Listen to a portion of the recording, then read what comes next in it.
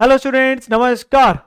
तो मैं उम्मीद करूंगा आप सभी बच्चे एकदम बढ़िया मजे में तंदुरुस्त होंगे और अपनी पढ़ाई लिखाई भी बहुत ही जोरों शोरों से कर रहे होंगे। मैं बताता हूं मैं भी एकदम बढ़िया हूं मेरे प्यारे बच्चों।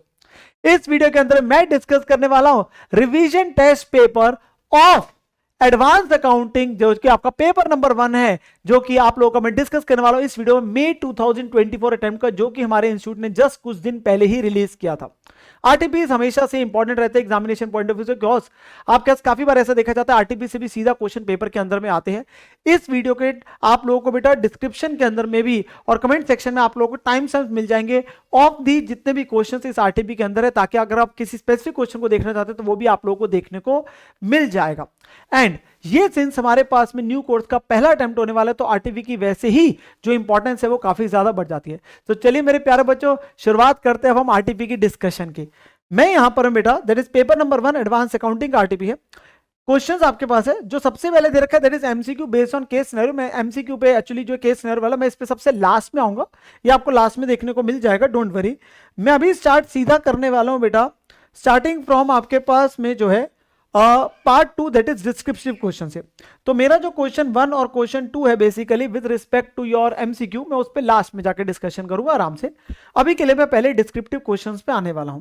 तो सबसे पहले हमारा जो यहाँ पे क्वेश्चन आ रहा है वो है इंट्रोडक्शन टू अकाउंटिंग स्टैंडर्ड से रिलेटेड, एंड वो है क्वेश्चन बेटा जो कि बड़ा जनरल सा क्वेश्चन है। एंड मैक्सिमम क्वेश्चन आप आरटीपी के अंदर देखेंगे हमने अपने जो बच्चे पढ़े हुए हैं, हमने अपने बेटा रेगुलर क्लास के अंदर में even in the fast track batches में आपके पास में ये वाले क्वेश्चन मैक्सिमम आपके पास सारे के सारे किए हुए और आपको देखने को मिलेंगे। यस सर, ये तो हमने क्लास में ही किए थे।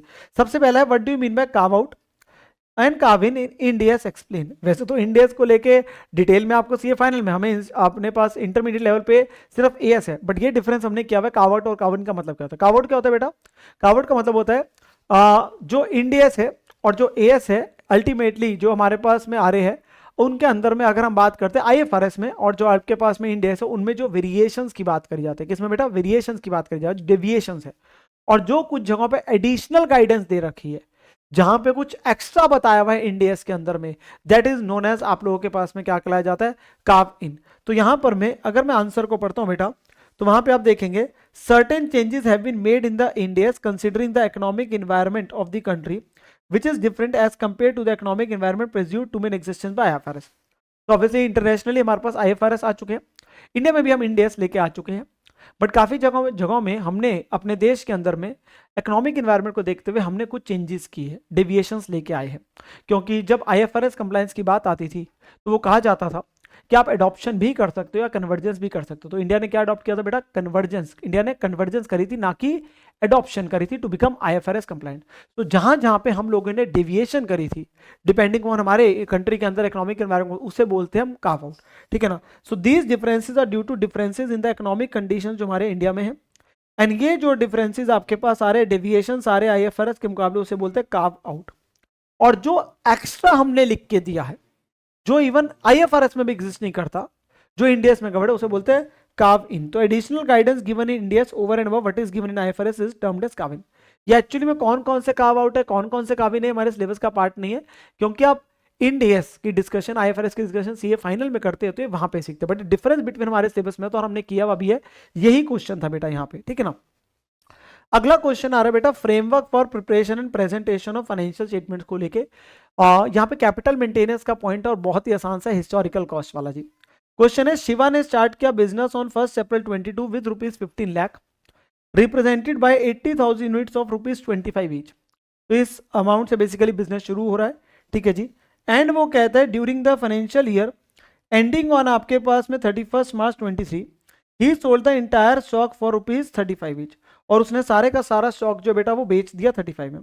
इन order to maintain the capital intact calculate the maximum amount जो विड्रॉ कर सकता है वो इस साल में financial capital is maintained at historical cost.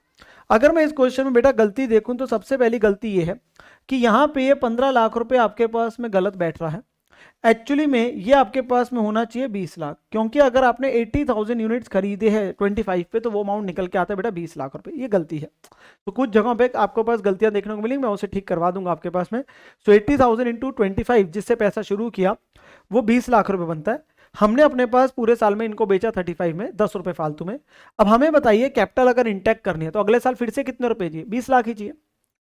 और हमारे पास आया 80,000 इंटू 35। तो जो 10 रुपए एक्स्ट्रा बेचा मैं पूरा विड्रॉ कर सकता हूं। क्यों?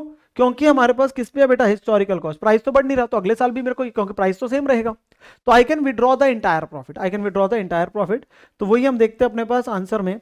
यहां पे अगर आप देखेंगे तो क्लोजिंग इक्विटी कितनी है, 80,000 इंटू 35, 28 लाख रुपए, 28 लाख।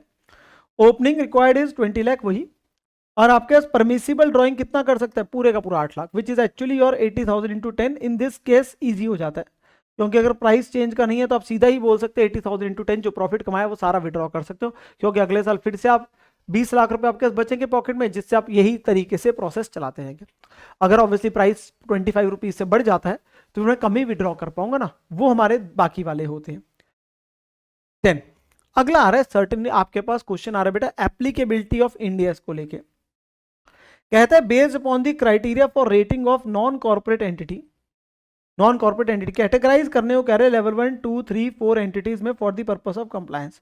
तो बेटा हमने सीखा था एप्लीकेबिलिटी में कि किन किन को कौन कौन से लेवल 1 2 3 4 पे आएंगे। तो वहां पे क्राइटेरिया से लेवल 1 में तो कुछ बैंक्स, इंश्योरेंस वगैरह, listing in the process of listing, ये सारी चीजें, और साथ में टर्नओवर और बोरिंग्स का क्राइटेरिया था, याद करो टर्नओवर और बोरिंग्स का क्राइटेरिया। तो मैं पहले आपको रिवाइज करा देता हूँ before I move to this particular question. ये हम लोगों ने बेटा सीखा हुआ है अपने जो मेरे नोट्स में मैंने आप लोगों को सिखाया था।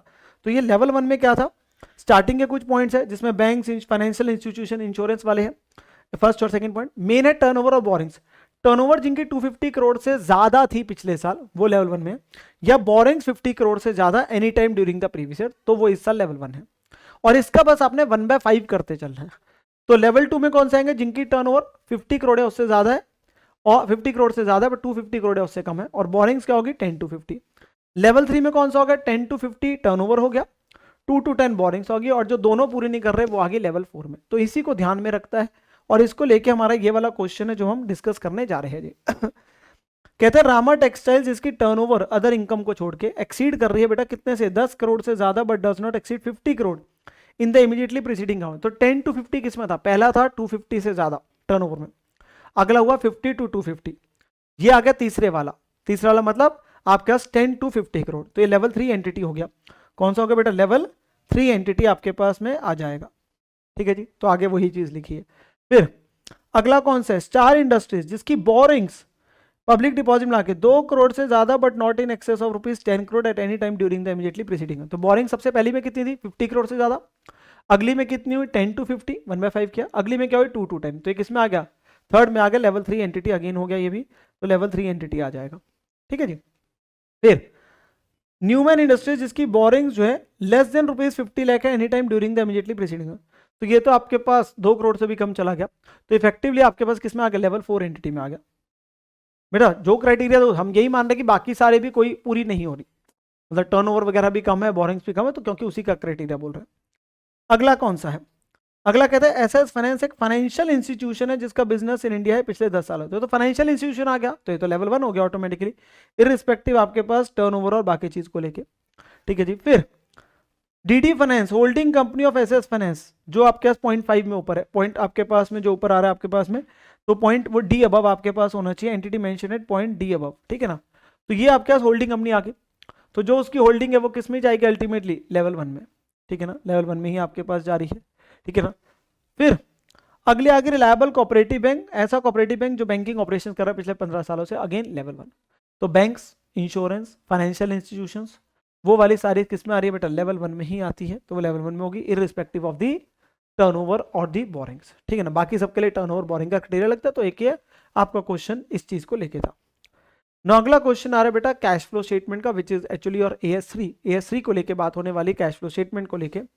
तो कहता है from the following particulars calculate the cash flows from the operating activities, तो सिर्फ हमें ऑपरेटिंग वाला निकालना है। पर्टिकुलर्स और अमाउंट दिया हुआ है, रिटेन अर्निंग्स देती, retain earning basically increase in PNL profit, कितना आपका इंक्रीज हुआ पिछले साल के वर्सेस इस साल का, जो लास्ट का आता है बेटा इंक्रीज इन पीएनएल वो दे दिया, सारी बेसिकली अप्रोप्रिएशन सारी चीज़ों के बाद में नॉन कैश, तो सारी चीज़ें रिवर्स होती जाएगी। ठीक है ना।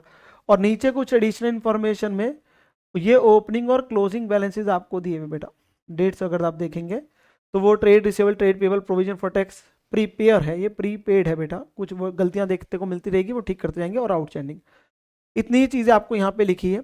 तो सबसे पहले will start with the retained earnings that is 17,000, yes sir. तो 17,000 से हम शुरू हो जाएंगे रिटेन्ड अर्निंग से जी। यस बिल्कुल। वैसे तो हम अपने पास बेटा net profit before tax and extraordinary निकालते हैं। तो जितना भी आपका कोई डिविडेंड आपने डिक्लेयर किया है बेसिकली कोई भी प्रोविजन फॉर टैक्स है, रिफंड ऑफ टैक्स है, एक्स्ट्राऑर्डिनरी, सारी चीज़ें रिवर्स करती है या किसी रिजर्व में भेजा है। यहाँ पे उन्होंने ऐसा नहीं किया, यहाँ पे नॉन कैश नॉन ऑपरेटिंग और जो अप्रोप्रिएशन वाली वो सारी ही इकट्ठी कर दी, ठीक है ना, वो इकट्ठी ही कर दी। ऑब्वियसली उसको अलग अलग करना चाहिए था। जैसे डेप्शन लॉस ऑन सेल बाद में आना चाहिए, प्रोविजन फॉर टैक्स आपका ऐड होना चाहिए 7,000, तो प्रोविजन फॉर टैक्स 7,000 आपके पास आएगा ही आएगा। एक वो आपके पास देखिए ऐड कर रखा है, प्रोविजन फॉर टैक्स ऐड हो जाता है। लास्ट में जाके हम टैक्स पेड माइनस करते हैं, उस पर अलग से बात करेंगे। इंटरिम डिविडेंड जितना पे किया, डिविडेंड पेड आपने कितना किया, तो अब यहाँ पे हम यही मान रहे हैं फाइनल डिविडेंड है एक तो, और यही डिक्लेयर हुआ यही पे हुआ है। देखो कुछ नहीं क्वेश्चन में कह रहा, तो यही डिक्लेयर और पे हो रहा है। इंटरिम तो उसी साल डिक्लेयर होकर पे होता है, फाइनल भी हम यही मान रहे हैं। नहीं तो जनरली क्या होता है, वो ओपनिंग और क्लोजिंग डिविडेंड पेबल देता है, तो हम पेड डालते तो पेबल आ जाता, कितना डिक्लेयर किया। तो यहाँ पे कुछ नहीं बोल रहा, तो यही है। तो यही आपके पास 10 और 8 ऐड हो जाएगा। तो 10 और 8 दोनों आपके पास, ये दोनों आ गए, 10 और 8 दोनों आ गए। फिर आपके पास रिफंड ऑफ टैक्स है, तो ये क्या हो जाएगा, माइनस हो जाएगा। ये क्या हो जाएगा, माइनस हो जाएगा, क्योंकि इसकी वजह से प्रॉफिट ज्यादा है, तो ये माइनस हो जाएगा एक बार के लिए यहाँ पे। अब हमें यहीं तक ये चीजें जो मैंने आपको दिखाया ना, इतनी ही करनी चाहिए एज पर दी सही फॉर्मेट, और उस वैल्यू को हम क्या बोलते हैं, net profit before tax and extraordinary items. फिर हम अब नॉन कैश नॉन ऑपरेटिंग चीजें डालेंगे, लाइक डेप्रिसिएशन, फिक्स एसेट के बेचने में प्रॉफिट लॉस है, प्रीमॉर्डम्पशन है आपने राइट ऑफ किया है, इन्वेस्टमेंट्स की कोई इनकम है, इंटरेस्ट ऑन डिवेंचर है, उनके बेचने का प्रॉफिट लॉस, ये सारी नॉन कैश नॉन ऑपरेटिंग चीजें फिर रिवर्स करेंगे। तो इतनी ही चीजें होनी चाहिए थी, पर इन्होंने इंस्टीट्यूट ने यहाँ पे इकट्ठे ही किया है, तो कोई दिक्कत की बात नहीं। अब मैं इनको फिर भी अलग अलग कलर से कर देता हूँ। डेप्रिसिएशन क्या करेंगे, 4,000 ऐड कर देंगे। यस सर, डेप्रिसिएशन 4,000 ऐड कर दिया हमने यहाँ पे, ठीक है जी। फिर आपका loss on sale of machinery add कर दिया 3,000, loss on sale of machinery add कर दिया 3,000, क्योंकि लॉस है तो आपका प्रॉफिट कम हुआ होगा, तो हमने रिवर्स करके ऐड कर दिया जी, ठीक है जी। फिर प्रीमियम ऑन रिडम्पशन आपके पास बोल रहे हैं, ऑब्वियसली हम यही मान रहे, कुछ नहीं बोल रहा भाई, ऑपरेटिंग की बात कर रहा भाई, यही पे आपके जाके राइट ऑफ हुआ है, तो 2,000 ये भी राइट ऑफ हो जाएगा आपके पास, राइट ऑफ हुआ तो ये भी क्या हो जाएगा, ऐड हो जाएगा। फिर profit on sale of investment से प्रॉफिट ज्यादा हुआ है, तो इसे क्या करना पड़ेगा, माइनस करना पड़ेगा बेटा, क्या करना पड़ेगा, माइनस, तो ये माइनस हो गया।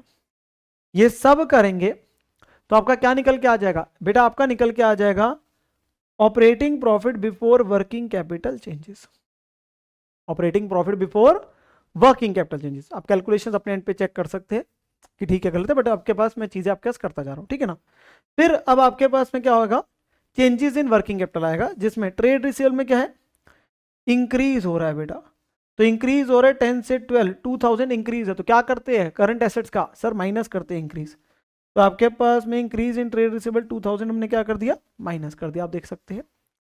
अगला क्या है, ट्रेड पेबल का 7 से 15,000 इंक्रीज हो रहा है, तो करंट लायबिलिटीज का क्या करते हैं बेटा, ऑपरेटिंग करंट लायबिलिटीज का इंक्रीज हो रहा है तो ऐड, डिक्रीज हो रहा है तो माइनस, तो 7 से 15 आपका इंक्रीज हो रहा है तो ऐड कर दिया। देन प्रोविजन फॉर टैक्स की अलग बात करेंगे, प्रीपेड एक्सपेंसेस 2 से 1 माइनस हो रहा है, तो डिक्रीज इन प्रीपेड एक्सपेंस, तो क्या कर देंगे, ऐड कर देंगे, decrease in prepaid expense add कर दिया हमने। और फिर आपका आ गया आउटस्टैंडिंग एक्सपेंसेस है 1,400 से 1,000, तो डिक्रीज हो रहा है तो इसे क्या कर देंगे, माइनस, लायबिलिटी है माइनस कर देंगे, तो आपका डिक्रीज इन आउटस्टैंडिंग एक्सपेंसेस -400, ठीक है ना। तो सिंपल सी बात हो रही है, ये हमारे पास क्या निकल के आ जाएगा, cash generated from operations, cash generated from operations before tax and extraordinary. अब क्या करना है, जितना टैक्स पे किया है और जितना टैक्स का रिफंड आया है उसका इफेक्ट देना है, ठीक है ना। जितना टैक्स पे किया माइनस, अगर रिफंड ऑफ टैक्स ऐड या नेट करके दिखा दीजिए। तो हमारे पास टैक्स पेड कितना है सर, टैक्स पेड के लिए हम प्रोविजन फॉर टैक्स अकाउंट बना के देख लेते हैं। तो बेटा प्रोविजन फॉर टैक्स वैसे तो बनाने की जरूरत नहीं है, आपके पास में वैल्यूज बड़ी साधारण है, आसान है, तो वो ऐसे भी समझ आ जाएगा आपको, बट मैं फिर भी अकाउंट अगर बनाने की बात करूं तो बेटा क्या लिखा जा रहा होगा, हमारे पास में ओपनिंग ब्रॉड डाउन कितना है जी, 4,000, कैरी डाउन कितना है बेटा 7,000, प्रोविजन फॉर टैक्स कितनी क्रिएट करी हुई हमने, यहाँ पे थी 7,000, तो बाय पीएनएल जो होता है 7, तो पेमेंट कितनी करी है सर 4,000। तो आप खुद देख सकते थे, वैसे जरूरत क्यों नहीं थी मैं कह रहा था, क्योंकि देखो जितना क्लोजिंग दिख रहा है वही आपका प्रोवाइड फॉर है, तो इनके पेमेंट किसी करी है जो ओपनिंग वाले, तो 4,000 पे किया हमने इस साल टैक्स, वो माइनस होगा। और रिफंड कितने का मिला, 1000 का। तो नेट में 3000 माइनस हो गया। नेट में कितना हो गया बेटा, 3000 माइनस हो जाएगा। तो income tax paid gap 4 minus 1 add कर दो, बात वही है। तो ये फाइनली आंसर निकल के आ जाएगा क्या, 43,600 net cash generated from operating activities. Net cash generated from operating activities, तो वो आपके पास वैल्यू निकल के आ जाएगी मेरे प्यारे बच्चों। तो इससे आपका ये कैश फ्लो वाला क्लियर हो जाएगा, कैश फ्लो वाला क्लियर हो जाएगा, ठीक है ना। देन अगला चलते बेटा, क्वेश्चन आपके पास आ रहा है एएस नंबर 18 का। देखिए सारे अकाउंटिंग स्टैंडर्ड के क्वेश्चन नहीं डाले इंस्टीट्यूट ने, कुछ कुछ डाले हैं। जितने डाले तुम्हारे उतने कवर हो जाएंगे, रिवाइज हो जाएंगे। ये वाले क्वेश्चन आपके पास सेम हमने किए हुए भी है, वही आपके पास आने वाले हैं। As 18 related party disclosure. 7th question है, ए लिमिटेड ने एंटर करा एक एग्रीमेंट में मिस्टर भोला के साथ for running a business for fix amount payable to the latter every year. तो बेसिकली एक एग्रीमेंट हो रहा है कंपनी का मिस्टर भोला के साथ कि उसे भाई हम फिक्स अमाउंट देंगे, ठीक है ना, आपके पास हर साल। कॉन्ट्रैक्ट कहता है that day to day management जो है बिजनेस की वो कौन हैंडल करेगा, मिस्टर भोला। तो वो मैनेजमेंट उसके पास है, रूटीन ऑपरेशंस की। जबकि सारे फाइनेंशियल ऑपरेटिंग पॉलिसी डिसीजन कौन ले रहा है, बोर्ड ऑफ डायरेक्टर्स। उसके पास मिस्टर भोले का कोई वोटिंग पावर नहीं है। तो बेटा वो सिर्फ अपने पास में क्या कर रहा है, day to day management, routine का काम। ये तो मुलाजिम हो गया जी, नॉर्मल सैलरी मिल रही है एक तरीके की, बट उसके पास कोई भी पावर नहीं है फाइनेंशियल ऑपरेटिंग पॉलिसी, ना उसके पास सिग्निफिकेंट इन्फ्लुएंस आ रहा है, कोई वोटिंग पावर तो है ही नहीं। तो कहीं से कंट्रोल सिग्नल इन्फ्लुएंस की बात नहीं हो रही, कहीं से वो केएमपी भी एक्ट नहीं कर रहा कि अथॉरिटी प्लानिंग डायरेक्टिंग आपके पास उसके पास चीजें हो रही है, वो भी कुछ ऐसी चीज नहीं हो रही है। तो उसने हमसे पूछा क्या बताओ इन ट्रांजेक्शन्स को कैसे ट्रीट करेंगे ईयर एंड पे एएस 18 के हिसाब से। तो will he be a related party as per AS 18, the answer is no, क्योंकि कंट्रोल सिग्नल इन्फ्लुएंस नहीं है, केएमपी वो नहीं है, तो इस वजह से वो रिलेटेड पार्टी में कवर नहीं होगा। तो लिखा यही है, mister Bhola will not be considered as a related party of A limited in view of AS 18 related party disclosure, जो ये कहता है कि इंडिविजुअल जिनका डायरेक्टली इनडायरेक्टली क्या इंटरेस्ट इन वोटिंग पावर है, जिससे उनको क्या मिलता है, कंट्रोल या सिग्निफिकेंट इन्फ्लुएंस, और उनके रिश्तेदार। तो ये 3C की वजह से आता था, ये बेटा 3C की परिभाषा लिखी है, इंडिविजुअल जिनका क्या है, कंट्रोल या सिग्निफिकेंट इन्फ्लुएंस और उनके रिलेटिव। और 3D होता था एक हमारे पास में केएमपी, ठीक है ना, केएमपी आपके पास होता था जिसके पास authority responsibility planning directing controlling वाली बातें रहती थी। तो in absence of share ownership उसको कोई सिग्निफिकेंट इन्फ्लुएंस नहीं है, इवन तो एग्रीमेंट है उसके पास शेयर मैनेज करने का। फर्दर उसके पास कोई एबिलिटी टू डायरेक्ट और इंस्ट्रक्ट भी नहीं है, तो वो कोई केएमपी भी नहीं बनता। तो ना वो 3C में कवर हो रहा है, ना वो 3D में कवर हो रहा है, तो वो रिलेटेड पार्टी में कवर नहीं हो रहा, वो रिलेटेड पार्टी में कवर नहीं हो रहा है, ठीक है ना। अगला है श्री मनोज, एक रिलेटिव है केएमपी का, उसको रेमुनरेशन मिली है ₹3,50,000 सर्विसेज की 1 अप्रैल से 30 जून, मतलब 3 महीने उसने काम किया केएमपी के रिलेटिव ने, उसको रेमुनरेशन मिली। 1 जुलाई को उसने सर्विस छोड़ दी, तो क्या वो ईयर एंड पे रिलेटेड आएगा, आंसर इज यस, क्योंकि हमारे एएस 18 ने बोला रिलेटेड पार्टी का रिलेशनशिप साल में किसी भी समय हो सकता है, जरूरी नहीं 31 मार्च को होना चाहिए, और जितने टाइम वो रिलेशनशिप था उस टाइम का आपको डिस्क्लोजर देना पड़ेगा, उस टाइम का आपको डिस्क्लोजर देना पड़ेगा, जितने टाइम रिलेशनशिप था, जरूरी नहीं है कि 31 को, तो एनी टाइम है। यहाँ पे वही बात हो रही है, और ये तो 3D की वजह से कवर हो गया, केएमपी और उसके रिलेटिव, ठीक है ना। तो एएस 18 के हिसाब से parties are considered to be related if at any time during the period one party has ability to control the other party or exercise significant influence over the other party, ठीक है ना। तो वो definition लिख दी हमने related party की। Hence mister Manoj, जो श्री मनोज है, relative of KMP, related party होगा फॉर डिस्क्लोजर ईयर एंडेड, उसको रेमुनरेशन क्योंकि मिली थी इस साल में 3 महीने। तो आप इसमें मेंशन 3D जरूर कर सकते हैं, ये relative of KMP is considered to be a related party as per 3D, and क्योंकि वो आपके पास रिलेटेड पार्टी 3 महीने था, तो इस वजह से आपके पास उससे रिलेटेड पार्टी माना जाएगा साल के अंत में एज पर दी जो हमारी डेफिनेशन, तो वही बात लिखी गई है, ठीक है ना। देन अगला AS 24 डिसकंटिन्यूइंग ऑपरेशन, बड़ा ही आसान सा क्वेश्चन आ रहा है, बड़ा ही आसान सा क्वेश्चन आ रहा है, ये भी अगेन किया हुआ है, अगर आप देखेंगे I think question number first और सेकंड दोनों जो हमारे नोट्स में थे बिल्कुल ऐसे ही थे। आरजो लिमिटेड, सेकंड क्वेश्चन ऐसे था, in business of manufacture of passenger cars and commercial vehicle. तो एक कंपनी का काम है बेटा पैसेंजर कार्स बनाना आपके पास में और commercial vehicle banana. Company is working on a plan, उनको प्लान बना रहे टू शिफ्ट करना पैसेंजर कार सेगमेंट से टू द कमर्शियल व्हीकल्स। तो सोच रहे हैं वो पैसेंजर कार सेगमेंट से क्या करना चाहेंगे, वो कमर्शियल व्हीकल सेगमेंट में जाना चाहते हैं ओवर द कमिंग 5 ईयर्स, अगले 5 सालों में। However, no specific plan have been drawn up for sale of neither the division nor its assets. अभी तक कोई प्लान नहीं बनाया, ना डिवीजन को बेचने का ना ही एसेट्स को बेचने का। प्लान के तहत उन्होंने प्लान किया है दैट वो रिड्यूस करेंगे प्रोडक्शन पैसेंजर कार के 20%। वो सोच रहे हम अगले 5 सालों में, क्योंकि 5 सालों में सोच रहे तो हर साल 20-20% प्रोडक्शन कम करते जाएंगे। It also plans to commence another new factory for the manufacture of commercial vehicles, एक नई फैक्ट्री भी सोच रहे कमर्शियल व्हीकल्स की, प्लस ट्रांसफर करेंगे एम्प्लॉइज को फेज मैनर में, धीरे धीरे इस फैक्ट्री से उस फैक्ट्री में एम्प्लॉइज भेजते जाएंगे।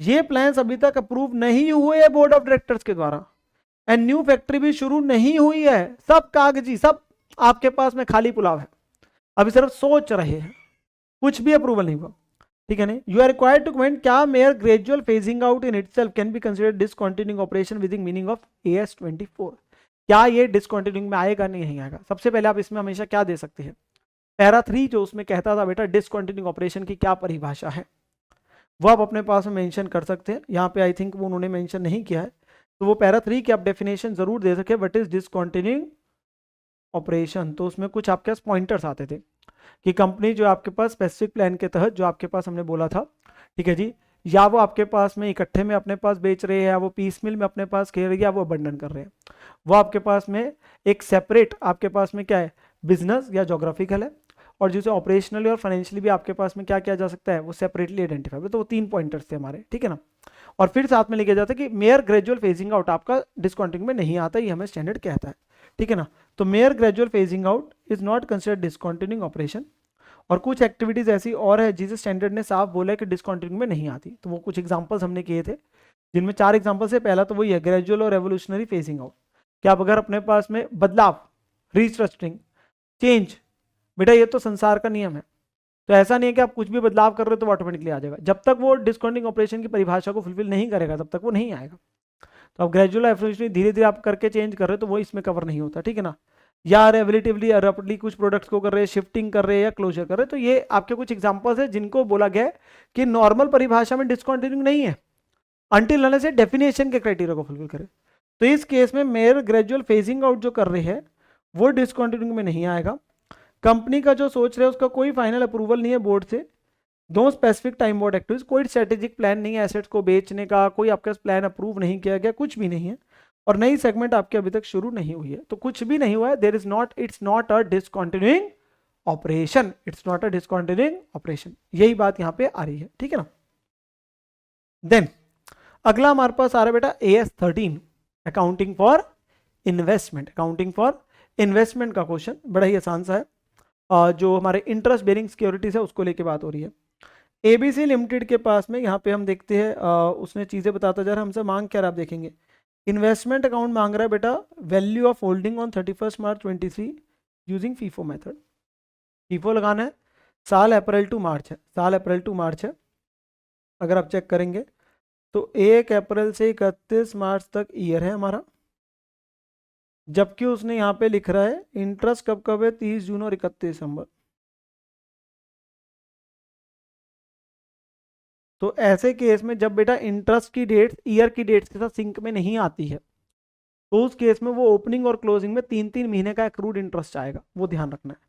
रेट 15% वाले, तो स्टार्टिंग में 2000 15% डिबेंचर से 100 ईच के 1 अप्रैल 22 को 250 की कॉस्ट है, तो नॉमिनल में कितना आ जाएगा 2000 इंटू 100 2 लाख। बुक्स में आ रहा है इन्वेस्टमेंट अकाउंट 15% वाला, तो नॉमिनल में आ गया 2 balance brought down 2 lakh. Cost कितनी है बेटा 250 है, तो कॉस्ट में आ गया 250 और 3 मंथ्स का इंटरेस्ट आ गया। आप चेक कर सकते हैं ये एक्रूड इंटरेस्ट, मैं लिखता जाऊंगा बेटा कितने महीने का, ताकि आपको कंफ्यूजन, आप सीधा कैलकुलेटर पे चेक कर सकते हैं। 2 लाख इंटू 15% वाले हैं और 3 मंथ्स का एक्रूड इंटरेस्ट आ रहा है, जो लास्ट ईयर हमने किया था वो वैसे आइडली लिखा जाना चाहिए 2 एक्रूड इंटरेस्ट, हमारा इंस्टीट्यूट बैलेंस ब्रॉड डाउन के सामने लिख देता है, ठीक है ना। फिर डिटेल्स और दे रहे हैं, जो बेचे खरीदे 1 मई को 1000 डिवेंचर्स खरीदे, कम इंटरेस्ट 1,05,000, मतलब इसी में इंटरेस्ट जुड़ा हुआ है, तो 1000 डिवेंचर्स मतलब 1 लाख हो गया 1 मई को, तो 1 मई टू बैंक 1 लाख। कितने महीने का इंटरेस्ट आएगा सर, पिछला इंटरेस्ट था 31 दिसंबर को, अगर आप चेक करेंगे 30 जून और 31 दिसंबर के हिसाब से पिछले साल भी 31 दिसंबर को होगा ना, और आप खरीदने जा रहे 1 मई को, तो आपके पास में वो उतने महीने का हो गया बेटा 4 महीने का। तो चेक कर लीजिए, चेक कर लीजिए 1 मई तक 4 महीने में, जनवरी फरवरी मार्च और अप्रैल 4 महीने का होगा, 1 लाख 15% 4 महीने, तो 5,000 आ जाएगा। और क्योंकि हमने कम इंटरेस्ट खरीदी है, क्योंकि हमने कम इंटरेस्ट खरीदी है, तो इंटरेस्ट क्या हो जाएगा बेटा माइनस हो जाएगा। 1,05,000 में से 5 माइनस हुआ तो कितना आ गया 1 लाख आ गया, 5,000 इंटरेस्ट आएगा आपके पास में और 1 लाख आ गया। फिर अगली ट्रांजेक्शन है 1 नवंबर। 1 नवंबर से पहले कौन सी तारीख आएगी जी? 30 जून। 30 जून को क्या मिल रहा होगा? इंटरेस्ट। इंटरेस्ट कितने मिलेगा? जितनी उस दिन होल्डिंग है। होल्डिंग कितनी है? 2 लाख प्लस 1 लाख, 3 लाख। तो 3 लाख पे 15%, 6 महीने का 22,500। तो 30 जून को बाय बैंक आ गया 22,500। 6 मंथ्स का इंटरेस्ट आ जाएगा। 6 मंथ्स का इंटरेस्ट आ जाएगा बेटा हमारे पास में, चेक कर लेंगे वो आप। ठीक है जी। फिर 1 नवंबर को बेचे 1200 डिवेंचर्स एक्स इंटरेस्ट 128,200 में। 1200 मतलब 120।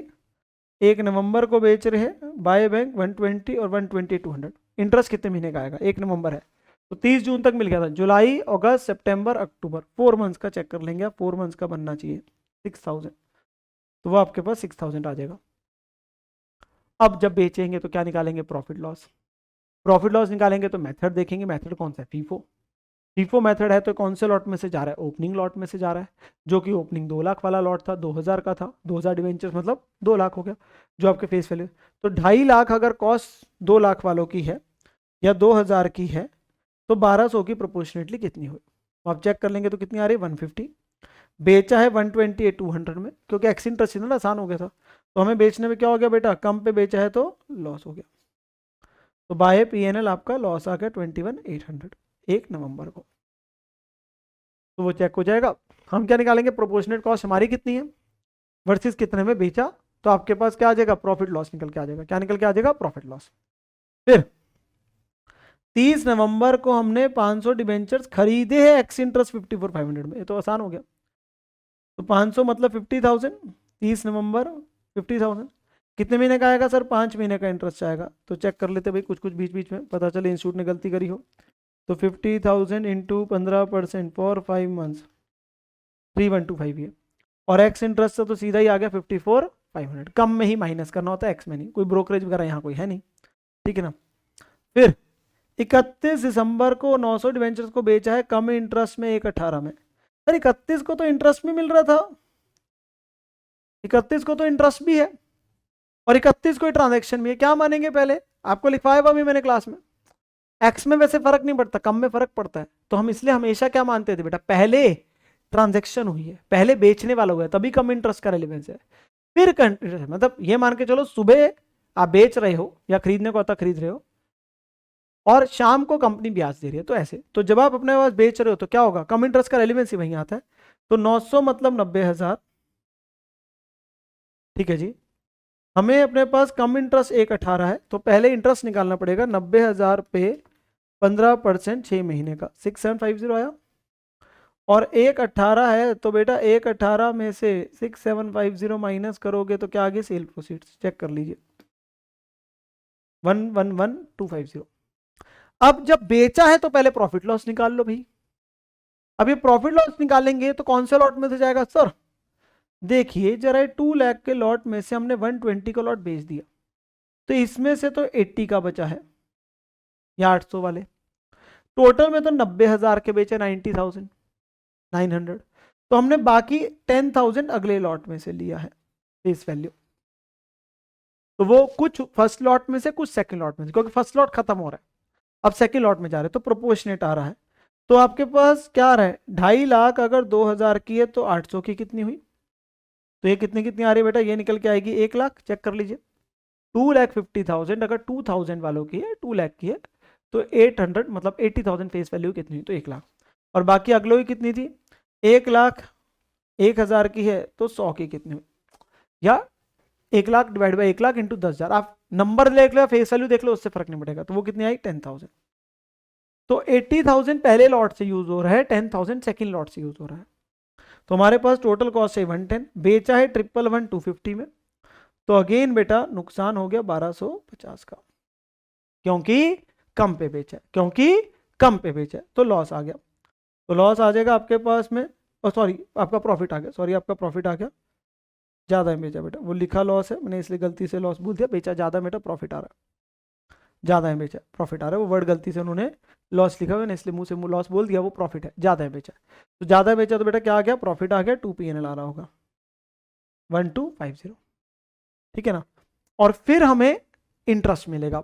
इंटरेस्ट कितने मिलेगा सर? देखो 2 लाख का पहले था वो तो लॉट खत्म ही हो गया। 1 लाख वाले में से 10 का बेच दिया तो 90 का वो बचा है और 50 का एक और खरीदा तो 140 का लॉट बचा। आप चेक करेंगे तो इंटरेस्ट मिलने के लिए 140 15% फॉर 3 मंथ्स, ओ सॉरी आपके पास 6 मंथ्स, 500 का इंटरेस्ट मिलेगा हमें बाय बैंक, 6 मंथ्स का इंटरेस्ट हमें मिल रहा है। वो तो जितना लॉट आपके पास पड़ा है अब इवनिंग में बेचने के बाद उतना हो गया ना, कुछ तो आप पार्टी को बेच चुके हो तो हमें तो उस पार्टी से मिल गया और बाकी आपको कंपनी ने दे दिया, ठीक है ना। तो अगर कम इंटरेस्ट है बेटा, सेम डेटा तो हमने सीखा, पहले ट्रांजेक्शन होएगी फिर इंटरेस्ट आएगा, एक्स में फर्क नहीं पड़ता, कम में पड़ता है, ठीक है ना। तो इस वजह से पहले हमेशा ट्रांजेक्शन फिर इंटरेस्ट।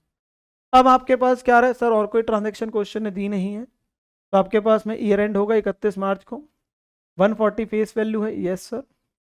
3 महीने का एक्रूड इंटरेस्ट आएगा, यस सर, क्योंकि साल 31 मार्च को खत्म हो रहा है। और बची हुई कॉस्ट आपके पास आ जाएगी एज अ बैलेंसिंग फिगर, जो आप वैसे भी निकाल सकते हो कि इसमें से कितना बचा होगा 90, ये एज इट इज बचा 50, वो वैल्यूएशन वैसे भी कर सकते हो, 90 ये बचे 50 ये बचे तो वो आएगी, वो आप बैलेंसिंग फिगर भी ले सकते हो, आपको ऐसा कोई वर्किंग नोट बनाना जरूरत नहीं, आप सीधा भी लिख सकते हो बैलेंसिंग फिगर जो आ रही है। क्या मार्केट वैल्यू दी है कि मैं कंपेयर कर सकूं, नहीं, नहीं दे रखी तो हम कंपेयर नहीं कर सकते, बात खत्म हो गई। तो 144,500 आपकी बैलेंस फिगर आएगी और इंटरेस्ट कहाँ चला गया बेटा, पीएनएल में, वो इंटरेस्ट कॉलम को बैलेंस कर लेंगे, वो कहाँ चला जाएगा पीएनएल में। सो क्वेश्चन में आपके पास आसान था अगर आप डेट बाय डेट चल रहे हो, वही 3 महीने क्लोजिंग और 3 महीने ओपनिंग में अक्रूड इंटरेस्ट का पॉइंट है। परचेज सेल में वो आपकी नॉलेज वही चेक करता है बेटा, एक्स इंटरेस्ट कम इंटरेस्ट, बस वही बातें होती है और तो क्या है, वही बातें होती है और कुछ नहीं है, ठीक है ना। तो विद दिस आपके पास ये क्वेश्चन क्या हो जाएगा, पूरे का पूरा कंप्लीट हो जाएगा, पूरे का पूरा कंप्लीट हो जाएगा बेटा, ठीक है ना। अगले पे आते हैं बेटा as number 16 borrowing cost, as 16 borrowing cost का क्वेश्चन आ रहा है।